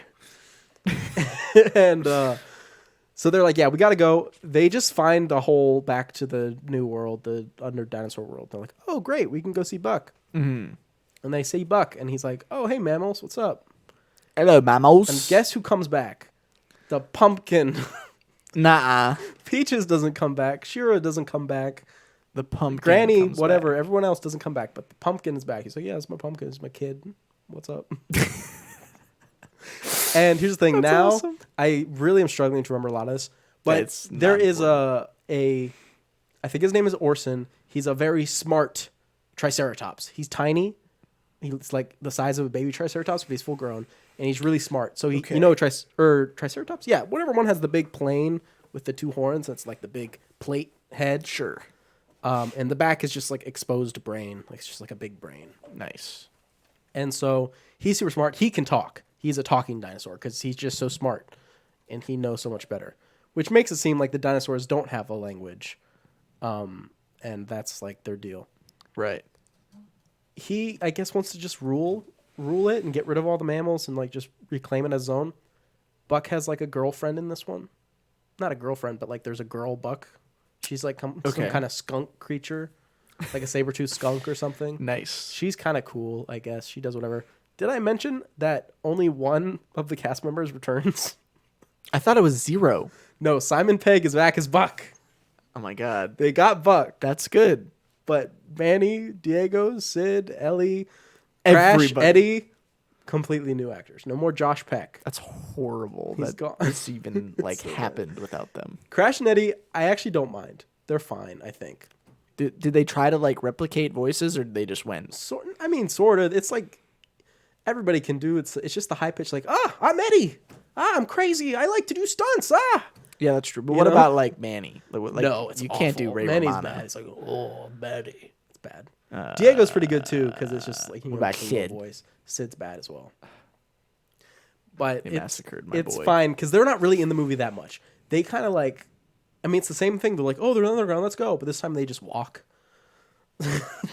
Hey, good for them. They just kind of walk around. Good for them. All I know that happens is that the good guys win. But that one, we don't talk about that one. We talk about the core 5. The core 5. So No Scrat, by the way. Also, Sin. horrible. Sin. Sin. Ding. Ding. That's horrible.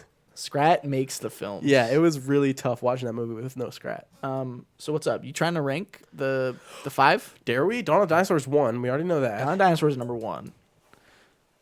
The first one, number 2. Sure. Yeah. All right, now here's my hot take. Okay. What? Pause for dramatic effect. Oh, like Diego? Pause. Yes. Collision Course 3. That's not crazy at all. Okay, but this is where I might lose you. Okay. Oh, wait, no, I meant Continental Drift 3. Oh, you've lost me then. Not Collision Continental Course Drift. 4. The Meltdown 5. The Meltdown is. I hate the Meltdown. Meltdown's the worst. The one. Meltdown is definitely the worst one. I don't think so. So, Dawn of Dinosaurs best. Meltdown worst. Ice Age second best. Continental Drift and Collision Course, I guess, is where we stray. Because I would put. Dude, just think about. I know Collision Course is crazy, It's crazy. but think about what happens in Continental Drift, bro. See, the thing is, I just hate. I guess I hate Peaches in Continental Drift. That's fair. I You know what? I'm all right. I can put Collision Course 3. I like can be on the train. Peaches in Collision Course. I like her sticking up for her boyfriend, and Manny being a dick. In Continental Drift, she's just so stray, and I don't like Lewis either. Is the thing. Interesting. You know what? That's fair. And the whole split plot thing, where they're separate the whole time. And I mean, there's a split plot in Collision Course too, but it's Scrat up in space, so it's a little bit different, and it's not like it takes up that much time. Right. But of course, the Continental Drift, the whole pirate gang is pretty entertaining. I mean, I would say that Dawn of Dinosaurs, Ice Age, and then it's like a power gap. Like it's a big dip in quality. Like, let's not kid ourselves. Yeah, definitely. I think Collision Course is the worst movie. Like, it's not as good, but I ended up enjoying it more because I was just able to be like, fuck it, why not? They have Yes. superpowers. Of Do course it. they do. You know? I'm down. Collision Course 3, Continental Drift 4, Okay. Meltdown 5. But Adventures of Buck Wild 6. yeah, that one just doesn't count. I wanted to say one more thing about Collision Course because I just feel like this needs to be out there. At the very end of the film, we have Neil DeBuck, Yeah. Wild, and he's like, "This is Mars. Did you know that Mars used to look like Yes. Earth? But what happened? It's all the water. Where'd it go? It turns out Scrat crash landed his ship into the planet and completely destroyed the whole planet and dried everything up. And that's why Mars looks the way it does today. And then he flew off. So, I mean, that's pretty amazing. So Scrat literally destroyed a whole planet in a second, killed all life on the planet, turned it into a fucking wasteland in a second. That's how powerful he is. I have a question. Scrat power ranking against all superheroes, superheroes. Is he stronger than Darkseid? I'm just saying, if Goku walked up and went, "Huh, what's this? An acorn," and then crushed it, Scrat would annihilate him. Oh my god! If he's like, "I want to see what you're really made of," and then just destroyed a bunch of acorns, done. Shaggy, he eats an acorn in front of Scrat, done. Oh my god! You think? Yes, Scrat go wild. Come on. Also, is it the fourth one where Scrat finds like the acorn advanced society? Yeah, Metropolis place. And destroys, destroys that. And kills everybody. Because there's all the Scrats that are just in togas and they're like, "Brother, welcome to Acorn Metropolis." And then he goes crazy and looks. Can and we not go to this primal instinct? Yeah, he's like, please, better. Brother, overcome your base primal desires. And he just picks up the big acorn and he drains the whole place. And he kills he destroyed another civilization. And they're all Scrats. They're all just identical saber-toothed squirrels. Amazing. Okay, here's the pitch. Huh? Bring it back? Sure. New Ice Age movie. What happens? What are we doing? Where's Scrat? Age 6. Scrat 7, 6, whatever. Scrat is in deep space. Deep space? He's in deep space. Okay. He finds a whole planet that is an acorn. Mm-hmm. So he tractor beams the planet acorn and he brings it back to Earth. Yeah. And he's going to try to into Earth. Mm-hmm. And he's basically the villain of this one. Oh, and they're like, holy crap. That's funny because my idea, he's the villain too. Interesting. So he's trying to place it in Earth. Obviously, if he does that, Earth will be destroyed, but he will have his acorn land. Finally. So they have to try to stop him. Are all the characters back? Everyone's back. Everyone's back. They're all trying to stop him. There's like 20 now? Yes. So there's a big moment about halfway through where Scrat captures Julian. Oh. And he has Julian, and he's got him like this. And he's Do they have a kid now, or what's up? No kid. No kid. Okay. Ellie Peach is pregnant. Okay. Ellie pregnant. Damn, Julia. Ellie pregnant. She's sitting there. Mm-hmm. She's like, "No, don't kill him." And Scrat's like sitting there, and he's like, "I'll fucking do it." He speaks. Oh yeah, Scrat talks now. Oh god, he's ascended. Yeah. He talks now, and Manny's like, "Peaches, don't get any closer. Mm-hmm. I'll handle this." Mm-hmm. He tries to go in to save Julian. Oh, Manny gets fucking domed. Oh my god. Head cut off. Scrat holding his head up like a trophy. Drops it at Peach's feet. Yeah. She starts to go fucking like Super Saiyan. Yeah. Scrat rips the baby out of her. Okay, you're done. Cut. I'm done with that. That's enough. My idea is you have Ice Age 7. I was just getting to the good part. You have Ice Age 7. Here's what's happening. Scrat, again, has ascended, but he is back on Earth. He has brought back the technology from the UFO, and he has assimilated it into culture. And now he is like this big tech. There's cities now. He's this big tech guru. He's a CTO. He's a CTO. He lives at the top of a skyscraper. It's Scrat technology. His face is everywhere on billboards, on products. You can't go anywhere without seeing Scrat stuff. Everybody works for, Scrat tech. Scrat right? And what's happening, though, is that it's pollution. There's so much. All of these are like, stuff happening in the world. This one, it's a pollution problem. All this tech and all this easy living, there's just, Wallies everywhere, cubing everything up, dumping everything into the ocean. Yeah. Pollution's a major problem. It gets to people are getting poisoned. People are getting sick. Manny is dead. He has died of old age. Okay, so Ray Romano is not coming back. He will be a ghost, but he's physically not. He will be a ghost. Ellie's old, but she's not really good. Sid has got married and has had kids, and he is like sort of there, but like not really. He's like they want to get him to like come on like Sid, and he's like, no, I left that life behind, Yeah. But Diego and Shira and everything, they still don't have kids. She's barren. She can't have kids, so they decided not to do it. Horrible. But Julian and Ellie or Julian Peaches. My bad. Hey, yo. Peaches isn't a real name. It's true. That's why it's bad. She's pregnant, just like yours, right? She's having a kid. Right. She goes through a very similar path as Ellie did in her movie. Except they're no going through- infanticide. They're trying, yes, they're trying to get to Scrat to be like, hey, they're trying to pick it and be like, you need to stop the pollution. People are being poisoned. Soon enough, there's going to be no clean drinking water, and everyone's going to be doomed. You know, and it's just that's the whole thing. And Scrat's sitting above.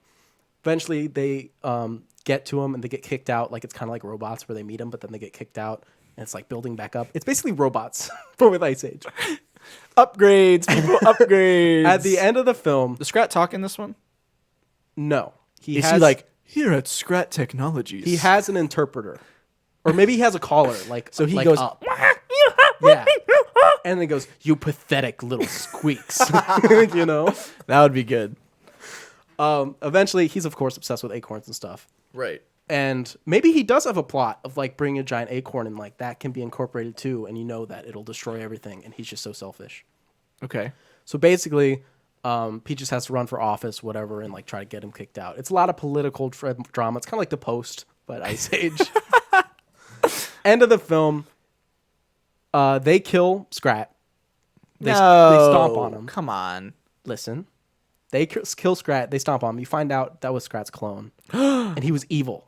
The real Scrat was good the whole time. But the tech, he got cloned and he was trapped in the closet. So real Scrat helps them take down because it's Scrat. It's like, oh, he's the guy. Listen to what he says. He's the boss. And they help regulate the technology and cut down on pollution and everything. Wow, this is beautiful. This This is beautiful. But sadly, throughout this thing, Julian and Peaches realize they're not meant for each other. And they respectfully go their separate ways. Oh my gosh. And Peaches has this baby, and she's like, I can't. I look at this baby, I see Julian. I can't do this. So Diego and Shari come in. And they're like, hey, we'll take your baby, and we'll raise your baby as our own. And they're like, what should we name him? We're gonna name him Manny. And Diego and Shari raise little baby Mammoth Manny, Manfred Jr. as their own Ice Age 7. Wow. You know what? That's great. And it's called Ice Age 7 Pollution Collusion, because there's like a lot of political colluding going on. That's actually quite good. But I would also, listen, my unrated version is still out there, infanticide and all. It could be like an original cut, like an X-rated cut or something. Ice Age 7 Pollution Collusion X-rated. See the alternate version of the story. 2 banned in 7 countries. 2 gory for theaters. Only on DVD. Imagine Manny getting fucking his head cut off by Scrat. It would be good. It would be like a Sean Bean moment for him. Yeah. It could be cool. We definitely know that Scrat has to be some sort of antagonist. And he's powerful. And like Scrat is extremely powerful. a force to be reckoned with. But that does it for our spotlight today. Most definitely. That was a good day for Ice Age. It was. We have reviews of the week, of course. We do the reviews of the week. Reviews for can I just ask if yours are for Ice Age? It is. I'm glad, because there are some interesting ones. What is your review? My review is 5 words. It says, "How is Scrat still alive?" What's the rating on it? No rating. It's Oh, just damn. a review. I mean, I have to guess that's just for Collision Course because it's the craziest. Dang it. Yes, you're Yeah, right. but it does pose a good question, and it's because He's powerful. powerful being. Okay, mine is 1 out of 10. 1 out of 10? Parents, do not let your kids watch this. Oh, come on. We really enjoyed the other Ice Ages, but after 10 minutes of this movie, I was forced to take my kids out of the cinema. Oh, come on. First, the father elephant.